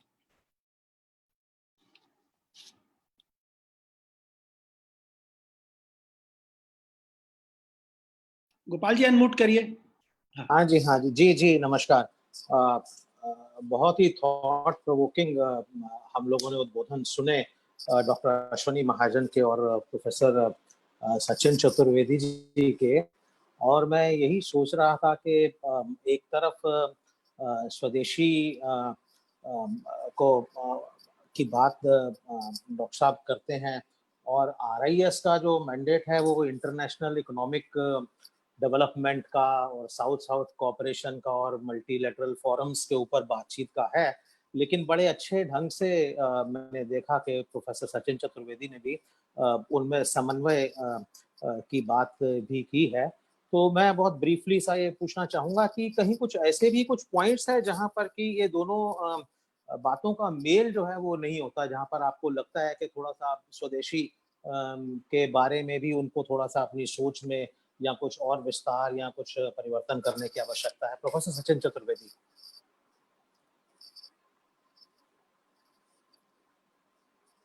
प्रोफेसर अरोड़ा, मुझे लगता है कि जैसा अश्विनी जी ने कहा, अंतर ज्यादा नहीं है। स्वदेशी मतलब स्वार्थ है और हमें अपने स्वार्थ के प्रति सजग होने की आवश्यकता है। जब हम अंतर्राष्ट्रीय मंचों पर बैठे, WTO में बैठे, WIPO में बैठे या किसी भी देश के साथ बैठे, मुझे लगता है कि हमें अपने स्वार्थ के प्रति सजग होना चाहिए और वही स्वदेशी मेरे लिए होना चाहिए। चाहे हमारे कोई भी अधिकारी वर्ग हो, कोई भी व्यक्ति बाहर जाते हैं, अगर वो भारत का जो स्वार्थ होना चाहिए, वहाँ इंडिविजुअल स्वार्थ नहीं बोल रहा मैं, देश का स्वार्थ क्या होना चाहिए, और देश का स्वार्थ वही हो सकता है जिसमें सबका के भले की बात हम सोच सकते हैं। तो मुझे उसमें कोई कॉन्फ्लिक्ट दिखता नहीं है। बस अब सवाल इस बात का है कि हम अंतर्राष्ट्रीय संस्थाओं का क्या उपयोग करें। जैसे एक छोटा सा उदाहरण दूं मैं आपको, बैंकों में आपने लगातार देखा, और आप सभी चार्टर्ड अकाउंटेंट हैं, राजन जब गवर्नर बने तो उन्होंने कहा कि भाई इंडिया जो है वो लेटर और स्पिरिट में बेसल नॉर्म्स को मानेगा और बेसल नॉर्म्स के मुताबिक 90th डे जो है वो NPA के काउंटिंग का डे होगा। अगर 90th से 91 हुआ तो आपका NPA होगा। अब ये जो डंडा RBI की तरफ से लोगों को पड़ा, बैंकों को पड़ा, तो बैंक के अधिकारियों ने ऐसे लोगों की लिस्ट बनाना शुरू कर दी जो 87 या 88 डे के ऊपर पेमेंट कर रहे हैं, तो उनको भी हम ब्लैकलिस्ट शुरू कर दें, ये प्रक्रिया प्रारंभ हो गई। तो ये हमको आवश्यकता नहीं थी। अब आप देखिए, पिछले हफ्ते रिजर्व बैंक ने रिलैक्स कर दिया कि हम नहीं मानेंगे जो बेसल नॉर्म्स हैं, उसमें जो बेसल 3 नॉर्म्स हैं उसमें हम अपनी डेफिनेशन लेके आएंगे। WHO ने भारत से कुछ करने को कहा, भारत ने कहा अभी हम ये नहीं कर सकते। उसके मुद्दों में मैं नहीं जा रहा डिटेल में, लेकिन हमने कहा तो हम अपना भाग्य खुद तय करें। हम क्या अंतर्राष्ट्रीय मंच पे कमिट करने के बाद भी नहीं कर सकते हैं, वो हमने तय करना चाहिए। और ये एमिरेट्स को हमने इतने सारे राइट्स दे दिए सिविल एविएशन में, और अपनी एयर इंडिया को हम प्राइवेटाइज कर देना चाहते हैं। इथोपियन एयरलाइंस जो इतना छोटा सा देश है, उनकी एयरलाइंस जो है वो हर साल $75 बिलियन का फायदा उठा रही है। और हमारा इतना बड़ा देश, टेक्निकल लोगों का देश, हमारी एयरलाइंस ने क्यों घाटा उठाना चाहिए? ये स्वार्थ हमारा होना चाहिए, और वही स्वदेशी है। तो मैं कोई कॉन्फ्लिक्ट नहीं देखता। जो अश्विनी जी ने कह रहे हैं, जो मैं सोच रहा था, उसमें कॉन्फ्लिक्ट नहीं है, कन्वर्जेंस है। महाजन के चेहरे पर जो मुस्कुराहट दिख रही है, उससे साफ जाहिर है कि वो प्रोफेसर सचिन चतुर्वेदी जी की बातों से पूरी तरह सहमत हैं, और उनको लग रहा है कि वो भी शायद यही कहना चाहते थे। तो मैं अब श्री अनिल गुप्ता जी से रिक्वेस्ट करूंगा कि वो अपना क्वेश्चन कहें। डॉक्टर सचिन ने कहा स्वदेशी मतलब स्वार्थ, बहुत अच्छा वाक्य है। श्रद्धेय थेंगड़ी जी के जन्म शताब्दी पे ये वाक्य मुझे सुनने को मिला, तो डॉक्टर सचिन जी को बधाई है। मेरा प्रश्न बड़ा सीधा डॉक्टर साहब, आप क्योंकि RBI से कनेक्टेड हैं तो मैं और कोई प्रश्न नहीं कर रहा हूं। आपने कहा क्रेडिट फ्लो मिसिंग है और हम सब भी इसको महसूस करते हैं। बहुत सिंपल 2 क्वेश्चन पूछ रहा हूं, क्यों मिसिंग है और आपके पास क्या सोल्यूशन है कि ये जो मिसिंग वर्ड है ये मिस हो जाए? अभी ऐसा हुआ कि हमने अपनी बैठक फरवरी में ईटानगर में करी। ईटानगर में कई लोगों से जब मेरी बातचीत हुई, तो जो आंकड़े हमारे सामने थे, अगर आप प्राइवेट सेक्टर का क्रेडिट फ्लो देखें, मैक्रो पे छोड़ दीजिए क्योंकि अभी वो छोटे एंटिटी हैं इस देश के अंदर, लेकिन उनका क्रेडिट एक्सपेंशन, पर्टिकुलरली HDFC का क्रेडिट एक्सपेंशन आप देखें तो वो तेजी से हुआ है, और सारे इलाकों में हुआ है। मैं ईस्टर्न एरिया का देखता हूँ तो मुझे वहां, लेकिन अगर पूरे देश की समस्या देखें तो एक मुद्दा तो क्लियर है, और वो हम सभी जानते भी हैं कि बैंक पीछे हटे हैं। जो 2011 से लेके 2013 तक, और उसके बाद जो उनके खिलाफ कार्रवाइयां हुई बैंक अधिकारियों के खिलाफ, उससे एक डर का माहौल है, एक डिटैचमेंट का माहौल है। इसलिए वो लोग किसी भी पछड़े में पड़ना नहीं चाहते, कोई क्रेडिट देना नहीं चाहते, और वो नीचे के अधिकारी नहीं, ऊपर तक वही हाल है। कोई हाथ नहीं लगाना चाहता, कोई किसी भी तरह के CBI और जेल के चक्कर में नहीं। तो वो तो एक मुद्दा है। दूसरा जो है वो जो डीमोनेटाइजेशन हमने किया, डीमोनेटाइजेशन के बाद जो GST किया, वो दोनों अपने आप में बड़े शॉक थे हमारे इकोनॉमी के। वो सही थे गलत थे इसका बहस में नहीं जा रहा मैं, वो बिल्कुल सही हो पहले किए जा सकते थे, वर्षों पहले किए जा सकते थे, लेकिन ये 2 बड़े शॉक होने के बाद अब हमको आवश्यकता थी कि बैंकों को हम सपोर्ट करें। लेकिन फिर हमने वो बैंकों के बारे में पॉलिसीज बदल दी, फिर बैंकों की गवर्नेंस के बारे में पॉलिसीज बदल दी। तो ऐसी अर्थव्यवस्था जो पहले से ही कई बोझिल रास्तों से निकल के आ रही है, जो छोटा और मझले किस्म का व्यापारी है, जो सिर्फ ट्रेडिंग में लगा है, प्रोडक्शन में उतना नहीं लगाया है। और वो आप 1991 से देख लीजिए, जो अश्विनी जी ने जो वायरस कहा, ये वही वायरस है जिसके चलते हमने अपना प्रोडक्शन धीरे धीरे बंद करते चले गए, एक यूनिट साफ होते चले गए। और हम देखते हैं कि API की जो बात करी अनिल शर्मा जी ने शुरू में, ये वही API फार्मास्यूटिकल में गायब हो गया, इलेक्ट्रॉनिक्स में आप देखिए गायब हो गया। अब कोई किसी ने ये चैट पे अभी सवाल किया कि मेक इन इंडिया क्यों नहीं चला, तो यही कारण था कि जो क्रेडिट फ्लो होना चाहिए यूनिट्स को, वो नहीं हो रहा। हमने आइडेंटिफाई नहीं किया किसको चाहिए, सेक्टर्स में कहाँ चाहिए, और क्या करने से हम उनको सपोर्ट कर सकते हैं। दूसरी बड़ी कमी अनिल गुप्ता जी ये है, और जो मुझे लगता है जो हमने ICICI और IDBI का प्राइवेटाइजेशन 1991 में किया, उसके चलते लॉन्ग टर्म इंडस्ट्रियल फाइनेंस का आपके पास कोई व्हीकल रहा नहीं। पब्लिक सेक्टर बैंक्स छोटे लोन्स के लिए है, बड़े लोन्स के लिए नहीं है। तो एक तरफ तो आपने छोटे और मझले इंडस्ट्रियलिस्ट को मार दिया 1991 की पॉलिसी में, और IDBI ICICI को महान यशवंत सिन्हा जी ने प्राइवेटाइज कर दिया। तो सारे मामले हमारे एक बार में साफ हो गए, बड़े उद्योग भी साफ हो गए, छोटों और मझलों को भी हमने मार दिया। वही आज हम झेल रहे हैं। इसीलिए क्रेडिट लेने आए कौन सामने, कोई बचा ही नहीं है वहां क्रेडिट के लिए। राज अग्रवाल जी, आपका प्रश्न हो तो आप भी पूछें। हाँ जी, हमने अश्विनी जी को सुना, उसमें जैसे उन्होंने कहा कि चाइनीज इंपोर्ट का विरोध करना तो एक जैसे पोस्टर बॉय जैसी बात हो गई है। तो जैसा सचिन जी ने कहा कि बात चाइनीज इंपोर्ट की नहीं है, कोई भी इंपोर्ट हो, किसी भी कंट्री से हो, हमें इस बात की आवश्यकता है कि अपने देश में इंपोर्ट सब्स्टिट्यूट्स कैसे क्रिएट कर सकते हैं, उसकी मैन्युफैक्चरिंग कैसे शुरू कर सकते हैं। एक बात तो ये, और दूसरा जैसे आपने कहा 1991 में वायरस जो आया उसकी वजह से हमारा एडवर्सली इम्पैक्ट पड़ा इकोनॉमी के ऊपर। जीडीपी बेस्ड इकोनॉमी नहीं होनी चाहिए। मुझे ये लगता है कि जीडीपी तो केवल एक मापने का तरीका है। चाहे हमारी जीडीपी 1991 में 300 बिलियन डॉलर थी, आज वो 3 ट्रिलियन डॉलर हो गई, लेकिन अपन अगर देखें standard of living in the masses, वो भी ऐसा नहीं है कि इंक्रीज नहीं हुआ है। अगर जीडीपी बढ़ती है तो उसका लाभ सभी को मिलता है। 1% of population is shifting to the middle class every year. तो अगर हम कोई अल्टरनेट मॉडल देना चाहते हैं, जब हम स्वदेशी की या इसकी बात करते हैं, तो हम एक दर्शन की बात करते हैं, एक फिलॉसफी की बात करते हैं। हमारा प्रैक्टिकल इम्प्लीमेंटेबल मॉडल क्या हो सकता है अगर alternate model other than this हमें देना है, उसके बारे में क्या हमने कोई डॉक्यूमेंट बनाया है या हम कोई उसके बारे में अपने विचार रख सकते हैं? जी धन्यवाद राज जी। देखिए, हम जब जीडीपी के मॉडल की बात करते हैं तो इसका मतलब ये है कि जो हमारी सोच है वो सब सिर्फ जीडीपी पर आधारित हो, कि जीडीपी ग्रोथ हो गई तो हमने दुनिया फतेह कर ली, और जीडीपी ग्रोथ अगर थोड़ी सी कम हो गई तो हमारे लिए चिंताएं शुरू हो गई। तो उसके संबंध में आज हम दत्तोपंत जी की स्मृति में व्याख्यान कर रहे हैं, तो उन्हीं की बात को मैं कोट करूंगा। उन्होंने एक प्लैंड पॉवर्टी इन इंडिया करके एक पुस्तक थी जो दया कृष्ण जी ने लिखी थी, और उसके प्रीफेस में उन्होंने लिखा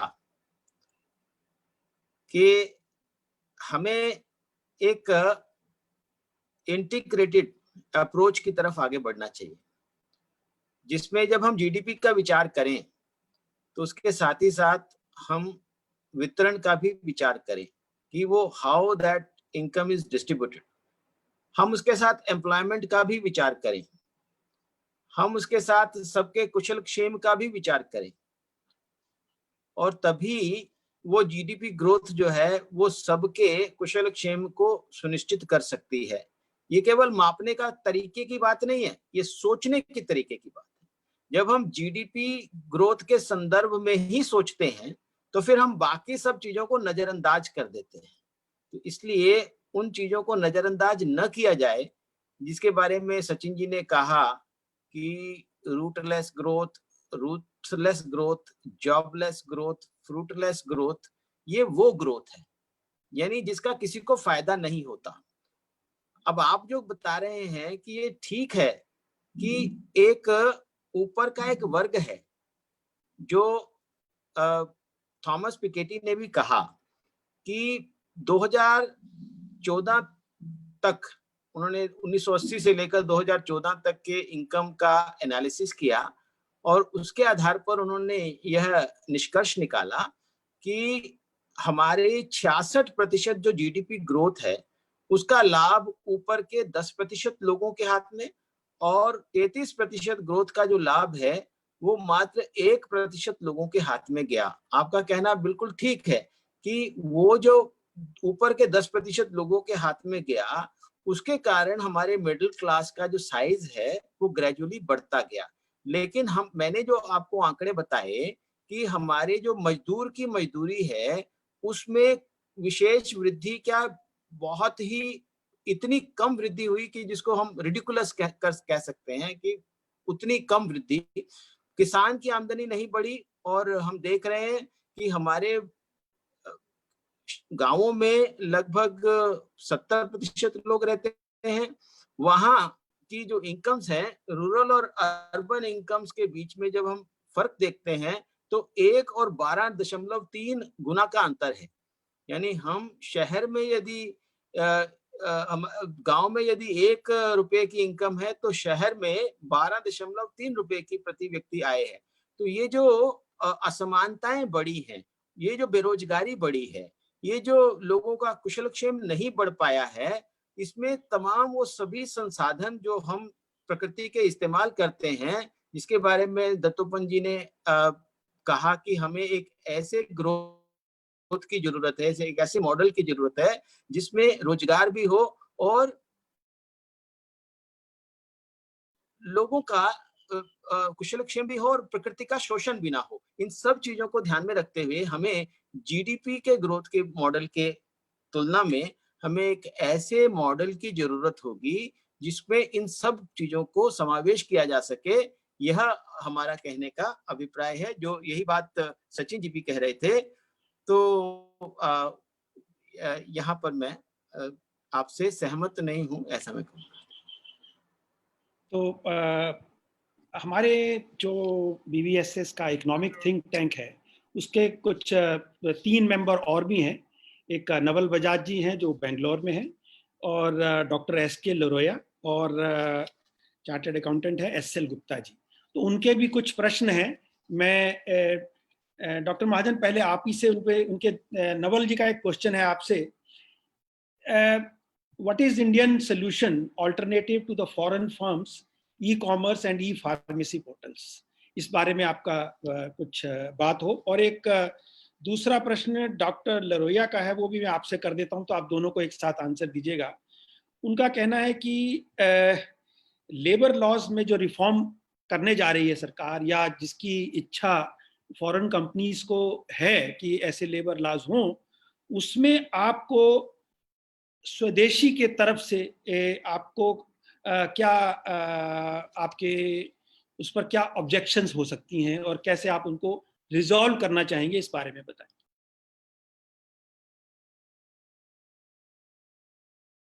आशा अनम्यूट कर लीजिए पहले। जहां तक ई कॉमर्स का प्रश्न है, स्वदेशी जागरण मंच ने बार बार कहा है कि हम ई कॉमर्स का विरोध नहीं, समर्थन करते हैं।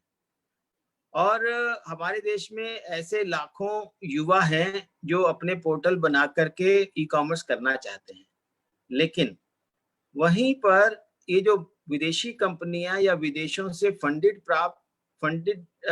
फंडिंग लेकर के जो चलने वाली कंपनियां हैं, वे अपनी डीप पॉकेट्स के आधार पर, अपनी फाइनेंशियल पावर्स के आधार पर डीप डिस्काउंटिंग करके हमारे देश के छोटे जो ऐसे ई कॉमर्स ऑपरेटर्स हैं या हमारे ऑफलाइन सेलर्स हैं, इनके हितों के विरुद्ध काम करती हैं और मार्केट पर कब्जा करना चाहती हैं। क्योंकि देखिए, कोई भी कंपनी, कोई भी व्यवसाय हमेशा जो है नुकसान पर नहीं चलेगा। जहां तक ये जो ई कॉमर्स कंपनियां हैं, ये एफिशिएंट नहीं है। जो एफिशिएंट होते हैं उनको डीप डिस्काउंट की कोई जरूरत नहीं होती। जो आज हम देख रहे हैं कि हम 500 रुपए की किताब वो 200 रुपए में हमें बेच देते हैं।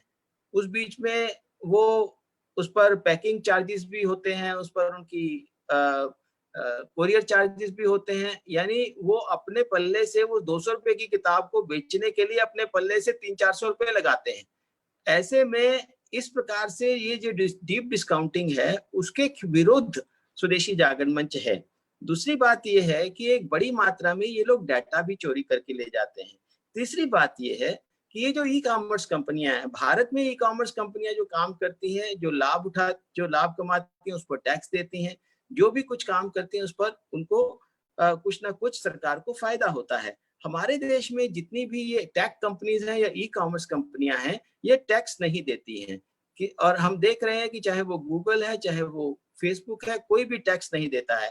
जब भारत सरकार को हमने निवेदन किया कि हमें इनको टैक्स करना चाहिए, सरकार ने उसकी बात को मान्य किया है और 2% हम इक्वलाइजेशन लेवी इन पर लगाने जा रहे हैं, जो मुझे लगता है कि एक स्वागत योग्य कदम है। तो हमारा ई कॉमर्स का विरोध नहीं है, हमारा विदेशी कंपनियां जो डीप डिस्काउंट दे करके काम करती हैं उसका विरोध है। दूसरा प्रश्न जो हमारा लेबर लॉज के बारे में है, हमारा ये मानना है कि लेबर लॉज दो प्रकार के हैं। एक लेबर लॉज है बड़ी कंपनियों के लिए जो बड़े एम्प्लॉयर्स हैं, और एक लेबर लॉज है जो छोटे व्यवसायी हैं। हमारे देश में छोटे और बड़ों के बीच में कोई अंतर नहीं है। हमारा स्वदेशी जागरण मंच का मानना है, और उसमें भारतीय मजदूर संघ भी इस सोच में हमारे साथ है, लघु उद्योग भारती भी हमारी सोच के साथ है, और लघु उद्योग भारती के ही का ही ये प्रपोजल भी था जिसको स्वदेशी जागरण मंच ने और उसके बाद एम्प्लॉयर्स एसोसिएशन ने भी उस प्रश्न को हमने उनके साथ लिया, और अल्टीमेटली ये इस निर्णय पर पहुंचे कि छोटे उद्योगों के लिए लेबर लॉज अलग होने चाहिए और बड़े उद्योगों के लिए अलग होने चाहिए। जहां तक हायर एंड फायर और इस प्रकार से लेबर लॉज को बदलने की बात ऐसे ये लोग इस विदेशी कंपनियों को अट्रैक्ट करने के लिए कर रहे हैं, मुझे लगता है कि ये सही नहीं है। हमें जिसको भी बुलाना हो, हमारे देश के कानूनों के हिसाब से उन नियमों का पालन करते हुए, चाहे वो टैक्स लॉज हैं, चाहे वो लेबर लॉज हैं, चाहे वो लैंड लॉज हैं, इन सब का पालन करने के साथ कल को वो कहेंगे कि सारी एग्रीकल्चरल भूमि हमें अधिग्रहण करने के लिए अनुमति दे दी जाए, कल को वो दूसरे प्रकार के टैक्स में रिबेट मांगेंगे। आज जब हमने फेसबुक पर टैक्स लगाया है या ई कॉमर्स कंपनियों पर टैक्स लगाने की बात की है, तो वो हमारे ऊपर प्रेशर डाल रहे हैं। तो ऐसा इस प्रकार की और प्रेशर भी कहाँ से आता है? ट्रम्प साहब से प्रेशर आता है कि डोनाल्ड ट्रम्प प्रधानमंत्री को फोन करते हैं, इसको रोक दीजिए। तो इस प्रकार की जो आदत डालने की मुझे लगता है नहीं आदत डालनी चाहिए। हमें अपने देश के जो लॉज हैं, और आपको मैं एक याद दिलाना चाहता हूं कि जब भी कोई अंतर्राष्ट्रीय संधि होती है तो जहां उन कानूनों को बदलने की बात आने की बात होती है, तो उससे पहले अमेरिका अपने कानूनों को और सुदृढ़ कर लेता है कानूनी अमेंडमेंट्स के माध्यम से, और उनको कहता है कि ये हमारे देश का कानून है, इसको हम नहीं बदलेंगे। उसी प्रकार से भारत को भी उसी बात पर रहना चाहिए। अदरवाइज मैंने जितनी बातें उनको अट्रैक्ट करने के लिए कही कि उनको आने देना चाहिए, हम उनको भूमि भी देंगे, हम उनको अवसर भी देंगे, हम उनके लिए सब व्यवस्थाएं भी करेंगे, लेकिन हमारे देश के कानूनों को माने और हमारे देश के हित में काम करें, एक्सपोर्ट के लिए काम करें, हमारे से रॉयल्टी ना मांगे और हमारी डोमेस्टिक कंटेंट रिक्वायरमेंट को भी पूरा करें। प्रोफेसर चतुर्वेदी, आपसे दो क्वेश्चन है। एक डॉक्टर एस के लरोया का क्वेश्चन है, नहीं सॉरी, ये एस.एल. गुप्ता जी का क्वेश्चन है। उनका कहना है कि ये क्रेडिट रेटिंग एक ऐसा, इस वक्त जब लिक्विडिटी का इशू है तो क्रेडिट रेटिंग एक ऐसा एक अड़ंगा बन गया है जिसकी वजह से जो आप बात कर रहे हैं कि रिजर्व बैंक की तरफ से लिक्विडिटी प्रोवाइड हो रही है पर बैंक उसको आगे नहीं दे पा रहा है, इसके बारे में आपके विचार जानना चाहूंगा। और दूसरा, एक हमारे साथ हमारे बहुत ही पूजनीय और आई वुड से बहुत रिस्पेक्टेबल हमारे साथी चार्टर्ड अकाउंटेंट अमरजीत चोपड़ा जी, जो हमारे इंस्टीट्यूट के पास प्रेसिडेंट भी हैं, वो भी जुड़े हैं, और उनका एक क्वेश्चन है, वो भी आप ही को एड्रेस है, तो वो भी मैं साथ में बोल देता हूँ, फिर आप दोनों साथ में जवाब दीजिएगा। उनका कहना ये है कि अभी बैंकों के ऑडिट की बात चल रही है और कहीं ना कहीं जिस तरह से जो ऑडिट हो रहे हैं वो इलेक्ट्रॉनिक डेटा के साथ इधर उधर जाने से, तो उसमें जहां तक ऐसा लगता है कि ऑडिटर्स इसमें कुछ स्कोप लिमिटेशन की वजह से हो सकता है कि वो अपनी ओपिनियन एक्सप्रेस करने में या डिस्क्लेमर दें। तो क्या ये ऐसे समय में उचित होगा कि ऑडिट कराया जाए, इसको पोस्टपोन क्यों नहीं किया जा सकता? इस पर आप आपके विचार जानना चाहिए। मैं जल्दी से अपनी बात समाप्त करूंगा, मुझे 3:30 बजे जाना था, लेकिन मैं 1 मिनट बस लेके दोनों बातें करूंगा, चोपड़ा जी का सवाल भी और क्रेडिट रेटिंग का भी। दोनों मुद्दे ऐसे हैं अनिल जी की, अगर आप देखें क्रेडिट रेटिंग के मामले में, अगर 17 अप्रैल का गवर्नर का स्टेटमेंट देखें, रिजर्व बैंक के गवर्नर का स्टेटमेंट, उसमें उन्होंने क्रेडिट रेटिंग के बारे में जिक्र किया है। उन्होंने कहा है कि बैंक अब इसको डिफर करें और सरकार के सहयोग से हम, जैसा मैंने पहले कहा, बेसल नॉर्म्स को मानने वाले नहीं हैं, जो जिनका एनपीए रिकॉग्निशन है, जिनको डिफरमेंट के कारण क्रेडिट रेटिंग में दिक्कत आती है, उनके प्रति बैंक संजीदगी रखें और उनके साथ मिलकर के काम करें। दिक्कत ये होती है कि ये सारा सिस्टम जो है अपनी इंटरनेशनल रैंकिंग्स के चलते हुए एक अंतर्राष्ट्रीय मानसिक दबाव मैं कहूँगा, अश्विनी जी तो कह रहे थे कि ट्रंप का फोन आ जाए, लेकिन यहाँ उनके आने के पहले ही तैयारियां बहुत शुरू हो जाती हैं। तो वो जो तैयारियां हैं वो बैंकों में और खास करके हमारी वित्तीय संस्थाओं में, जिनका आईएमएफ के साथ पाला बार बार पड़ता है, उनमें ये भय बड़ा व्याप रहता है, उनमें बड़ी घबराहट होती है कि हमारी रेटिंग्स चली जाएंगी, हमें ऐसा हो जाएगा। और बार बार हमने देखा, और इसी के चलते हुए चाइना को ये कंडीशन दी गई थी कि वो अंतर्राष्ट्रीय क्रेडिट रेटिंग एजेंसीज का विरोध नहीं करेगा। और चाइना और साउथ अफ्रीका ने मिलकर भारत के उस प्रस्ताव को, जिसमें भारत ने कहा कि ब्रिक्स की अपनी क्रेडिट रेटिंग एजेंसी होना चाहिए, उस प्रस्ताव को इन्होंने भारत में ही आके ब्लॉक करा और हम वो क्रेडिट एजेंसी लॉन्च नहीं कर पाए। एज अ रिजल्ट ये क्रेडिट रेटिंग एजेंसीज किन बेसिस पे क्रेडिट्स असेस करती हैं, किस बेसिस पे कैटेगरीज असेस करती हैं, ये अभी खुला क्वेश्चन है। उसके ऊपर जम करके अंतर्राष्ट्रीय बहस भी चल रही हैं, लोग लिख भी रहे हैं। तो ये मुद्दा अपने आप में एक बड़ा लंबा विषय है, मैं वहीं पे छोड़ूंगा। जो इलेक्ट्रॉनिक ऑडिट की बात है बिल्कुल सही है। हम लोगों को ये अपेक्षा थी कि इसमें सरकार एग्जेम्पशन देगी और हम उसको अलाउ करेंगे। अनफॉर्चुनेटली ऐसा नहीं हुआ। कुछ लोगों को ऐसा लगता था कि ये होने से स्वयं भारत के जो हमारा वित्तीय वर्ष का जो सवाल था, वो महीने बदलने का, फाइनेंस को रीएडजस्ट करने का, उससे जुड़े हुए काफी मुद्दे सामने आ गए, तो वो डिसीजन भी डिफर हो गया। लेकिन मुझे लगता है कि अब बिना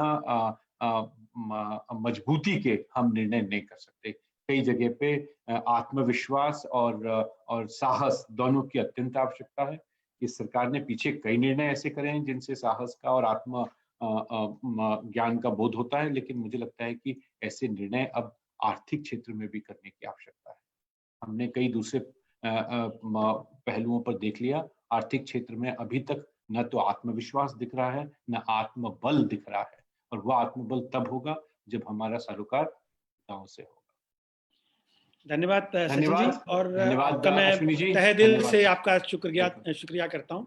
आपको हमने आपके समय से ज्यादा रोका, पर नहीं मैं बिल्कुल सो नाइस ऑफ यू, और हम डेफिनेटली आपसे फिर कभी और समय लेकर इस पर चर्चा करेंगे। बहुत बहुत धन्यवाद। धन्यवाद। अश्विनी जी को हम अभी नहीं छोड़ रहे हैं, अभी थोड़ी देर और उनसे धन्यवाद सर। धन्यवाद, नमस्कार।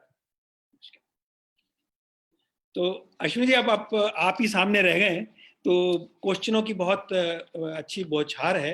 तो कुछ क्वेश्चंस में आपके सामने, और एक बात आ रही है कि इकोनॉमी का जो साइज है, वो जो हम $3 ट्रिलियन इकोनॉमी की बात कर रहे हैं, और ऐसा लग रहा है कि जो पैकेज आ रहे हैं इसमें करीब $1 ट्रिलियन के करीब का हिट लगने वाला है। तो ये पैसा सब कहाँ से आएगा? ये स्टिमुलस पैकेज की फाइनेंसिंग का आपकी तरफ से क्या लगता है कि सबसे अच्छा उपाय क्या हो सकता है? आप अनम्यूट कर लीजिए।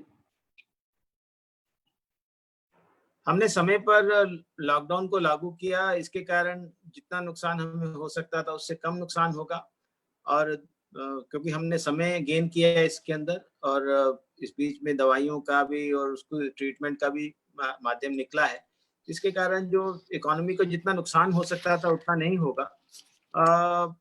लेकिन हाँ, नुकसान तो है, और मुझे लगता है कि इसमें इसका समाधान जो है वो स्थानीय उद्योग लगा करके ही हो सकता है, और ग्रामीण विकास, वहीं पर लोगों को रोजगार, और जो शहरों में जिस प्रकार से उद्योगों को चलाने की बात है, उसके लिए कुछ विशेष स्टिमुलस पैकेज चाहिए होगा, खासतौर पर लघु उद्योगों के लिए।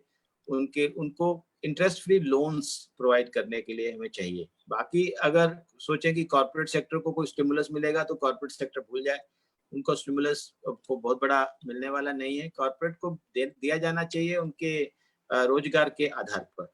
और जहां तक स्टिमुलस पैकेज में राशि जुटाने की बात है, सरकार के पास संसाधन बहुत कम है और FRBM एक्ट को में अमेंडमेंट लाना ही पड़ेगा। और उसके साथ ही साथ स्वदेशी जागरण मंच का ऐसा मानना है कि अपार्ट फ्रॉम इशूइंग जिसको हम जो एक बॉन्ड्स जिनके अंदर मैच्योरिटी डेट नहीं होती है, उनको क्या कहते हैं, उन बॉन्ड्स को लाने की जरूरत होगी।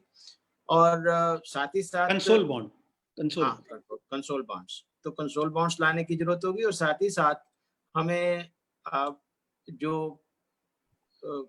खुले तौर पर कुछ मोनेटाइजेशन करना पड़ेगा। मोनेटाइजेशन के आधार पर हम इसको आगे बढ़ा सकते हैं।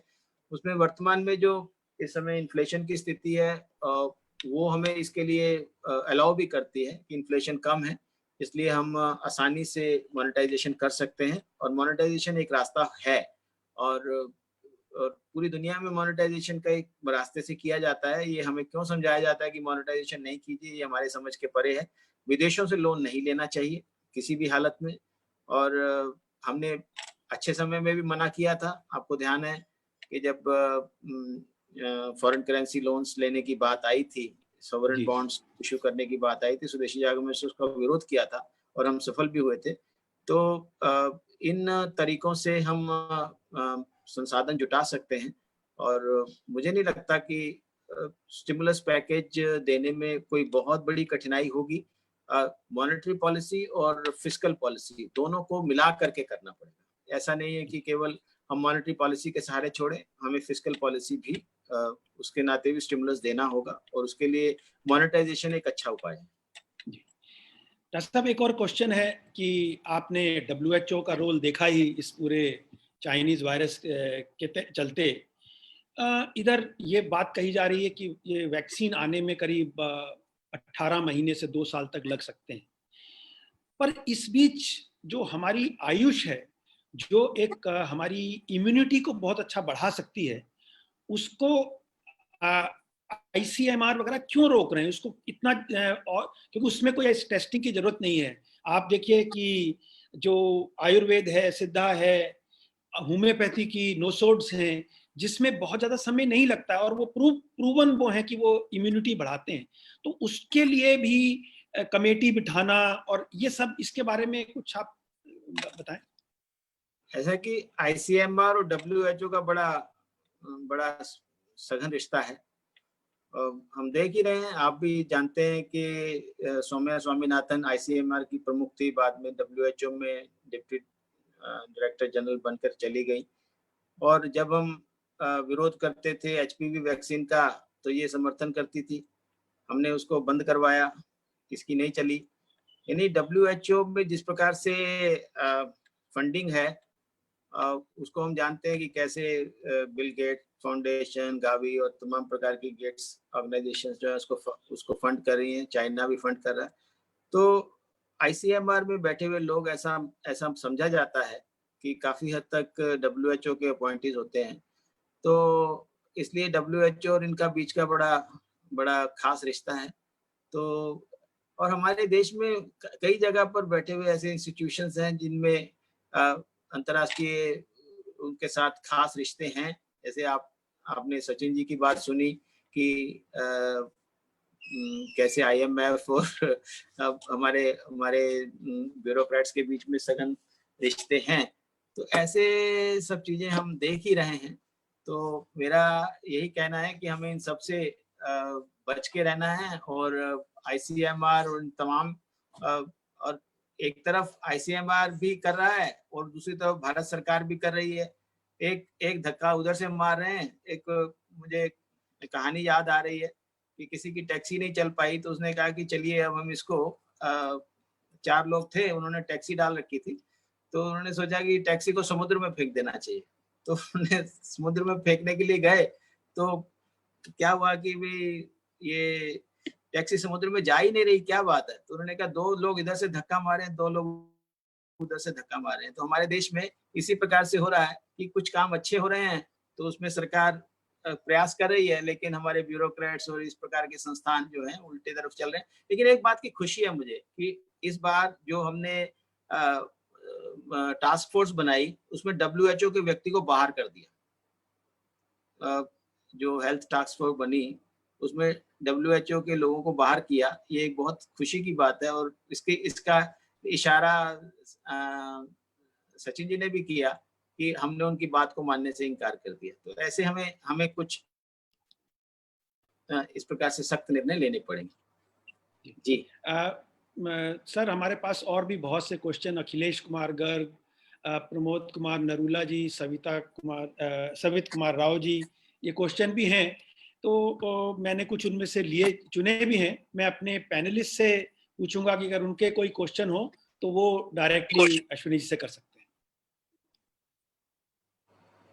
मेरा एक बड़ा छोटा सा प्रश्न है अनिल जी। कहिए अनिल जी। एक बात की गई सेल्फ रिलायंट और सेल्फ सफिशिएंट विलेज, तो ये कंसेप्ट बहुत अच्छा है, कोई नया कंसेप्ट नहीं है। लेकिन देखने में क्या आ रहा है कि 73 साल हो गए इस बात को कहते हुए, कोई भी इस बात को डिनाई नहीं करता है।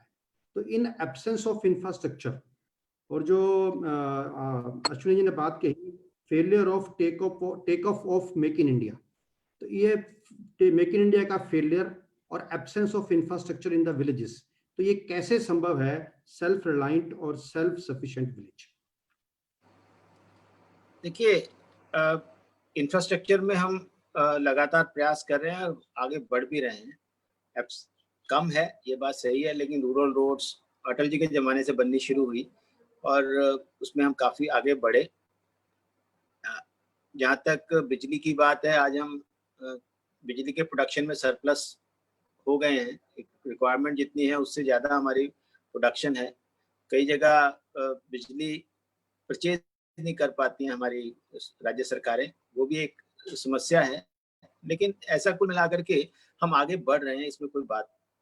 जहाँ तक सेल्फ रिलायंट और सेल्फ सफिशिएंट विलेजेस की बात है, यह तभी संभव है कि हम अपने विकास की सोच को बदलें, जिसमें हम गांधी जी के विचार के अनुरूप, जैसा हम सेल्फ सफिशिएंट विलेजेस के बाद आगे बढ़े कि जो चीजें हम विलेज में कर सकते हैं वो विलेज लेवल पर करें, जो नहीं कर सकते तो वो जिला के हाट में जाकर के करें, जो नहीं कर सकते तो फिर स्टेट लेवल पर उसको प्रोक्योर करने की कोशिश करें, जो स्टेट लेवल पर ना हो सके वो नेशनल लेवल पर करें। तो जिसको हम कहते हैं चाहत से देशी, जरूरत से स्वदेशी और मजबूरी में विदेशी। तो ये एक ऐसा मुझे लगता है कि मंत्र हमारे मनीषियों ने दिया हुआ है, उसको हमें फॉलो करना है। धन्यवाद अश्विनी जी। मैं अब प्रोफेसर गोपाल अरोड़ा जी से कहूंगा, क्योंकि समय की मर्यादा को देखते हुए, वो आज का क्या टेक अवे है इस पूरे कार्यक्रम का, उसके बारे में कैसे वो इसको देखते हैं, वो बात कहें और साथ में फिर इसको हम आगे कंक्लूजन की तरफ ले जाएंगे। धन्यवाद अनिल जी। आज की जो ये संगोष्ठी हुई, ये बहुत ही सार्थक संगोष्ठी थी, क्योंकि दो बहुत महत्वपूर्ण संस्थाएं जो स्वदेशी जागरण मंच और RIS जो हैं, उनके जो प्रमुख जो हैं, उनके साथ हमें बात करने का, उनके विचार सुनने का मौका मिला।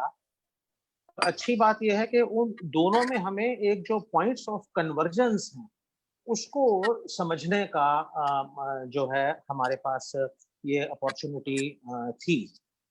अब जैसे डॉक्टर अश्विनी महाजन जी ने प्रोटेक्शनिज्म के बारे में अपने विचार स्पष्ट किए कि वो फ्री ट्रेड से उनका कोई विरोध नहीं है, लेकिन अगर वहां पर वो फेयरनेस नहीं है तो वहां पर फिर प्रोटेक्शनिज्म की जो है वो आवश्यकता जो है हो जाती है। तो अपना देश हित सोचना, और ऐसी ही बात देखा जाए तो प्रोफेसर सचिन चतुर्वेदी जी ने भी कही, जहां उन्होंने कहा कि भाई हमें अपनी अर्थव्यवस्था जो है उसके बारे में, उसके हित के बारे में, अपने स्वार्थ के बारे में स्वयं सोचना है। कोई दूसरा आदमी आपका हित क्यों करेगा? चाहे वो चीन है, चाहे वो अमेरिका है, वो अपने अपने हित की बात जो है वो सोचेंगे।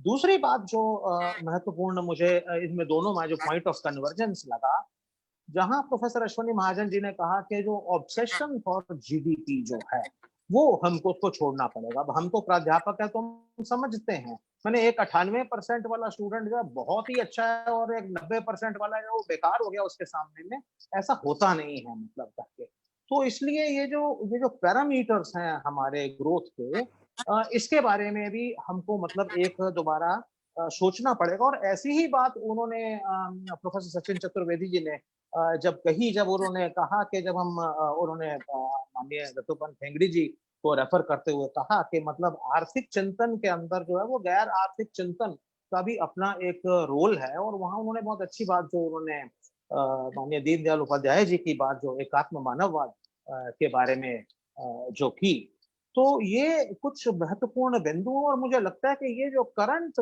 कोविड क्राइसिस जो है, जिसको डॉक्टर महाजन ने कहा कि there is a need to reboot, तो ये सभी देशों के लिए जो है ये एक महत्वपूर्ण मतलब एक ये वाटरशेड मतलब इवेंट जो है वो साबित होगा। और अब हमें इसमें ये देखना है कि क्या हम ग्लोबलाइजेशन से, क्या हम एक फेज ऑफ डी ग्लोबलाइजेशन की तरफ जा रहे हैं, और अगर जा रहे हैं तो उसके क्या संभावित परिणाम हो सकते हैं, ये एक महत्वपूर्ण जो है बात है। अब क्योंकि एकात्म मानववाद की बात हुई, तो मैं अपनी तरफ से एक बात जरूर कहूंगा। मुझे स्मरण आता है एक बहुत महत्वपूर्ण उद्बोधन में पंडित दीनदयाल उपाध्याय जी ने जो कहा था। और उससे पहले उस बैकग्राउंड में ये बता दूं कि जब हम अगर ये समझते हैं कि बाहर का सब अच्छा है और अपना जो पुरातन है वो सब खराब है, ये घातक है। लेकिन उतना ही घातक ये भी है कि अगर हम ये सोचें कि बाहर का सब खराब है और हमारा सब अच्छा है, तो इसके बारे में जो माननीय दीनदयाल उपाध्याय जी ने कहा था, तो उन्होंने कहा कि इतिहास और परंपरा में जो हमारा है उसे युगानुकूल करके, जो शब्द था युगानुकूल करके, और जो बाहर का है उसे देशानुकूल करके, उसके हिसाब से हम उसको अपने देश की प्रगति के लिए जो है प्रयास करें। तो ये जो देशानुकूल माने बाहर का मॉडल बाहर के लिए अच्छा हो सकता है, तो हमें अगर उसको चलाना है तो हमें उसको अपने देशानुकूल करना होगा। हम 11 में से 2 आदमी, ग्लोब में हर 11 में से 2 आदमी भारतीय हैं, हमारे अपने नेचुरल रिसोर्सेज हैं, तो हमारे पास स्वदेशी का एक मजबूत मतलब उसका एक कारण है जो हम उसको चलें और हम उस अर्थव्यवस्था को सस्टेन कर सकते हैं। वो विश्व में एक अग्रणी अर्थव्यवस्था बन सकती है। लेकिन इसके साथ ही बाहर जो है उस सबको नकार देना भी नहीं है, उसको अपने देशानुकूल बनाकर इस्तेमाल करें। और जो पीछे की जो बातें हैं, देखिए समय बहुत फास्ट चेंजिंग है, तो इसलिए जो चीज आज से कुछ दशक पहले रेलेवेंट थी, हो सकता है कि आज रेलेवेंट ना हो, तो आज युगानुकूल ना हो। आपको हैरानी होगी अगर आज एक मॉडर्न स्टूडेंट महात्मा गांधी का अगर स्वराज पढ़े, तो आप हैरान हो जाएंगे। He will be shocked to understand and to read what he had to say about the lawyers, what he had to say about the doctors, what he had to say about the machinery, जिसमें उन्होंने कहा machinery is a great sin, उन्होंने ये कहा। और hospitals के बारे में उन्होंने कहा कि भी these are institutions which are propagating sin। तो वो एक पर्टिकुलर टाइम के हिसाब से हो सकता है उनकी वो बात सही हो, लेकिन आज जो है वो अलग है। फाइनली जो है जो अब ये स्वदेशी है या विदेशी है, इसके ऊपर भी एक कोट महात्मा गांधी जी का जो था, जिसमें उन्होंने कहा था एक और कंटेक्स्ट में कि I do not want my house to be walled on all the sides and my windows to be stuffed। मैं नहीं चाहता कि मेरा घर जो है पूरा मैं ईंटों से उसको भर दूं और सारी खिड़कियों को बंद कर दूं। I want the culture of all lands to be blown about my house as freely as possible। But the most important part that he said in the end was, but I refuse to be blown off my feet by them। So we have to understand that whatever economic policies we adopt, whatever method of governance we adopt, we have to ensure that we are not blown off our feet by that। जो हमारा आधार है उस आधार के ऊपर हम मजबूती से काम करें। इन शब्दों के साथ में मैं हार्दिक आभार प्रकट करता हूं प्रोफेसर अश्विनी महाजन जी का, प्रोफेसर सचिन चतुर्वेदी जी का, अपनी BVSS टीम का, और साथ ही साथ जो हमारे साथ बहुत सारे जो हैं वो इसमें पार्टिसिपेंट्स जो जुड़े, उन्होंने बड़े धीरे से हम सब की बातें सुनी। कुछ लोगों के हम सवाल नहीं भी ले सके, लेकिन हम जरूर उनके साथ संपर्क में रहेंगे।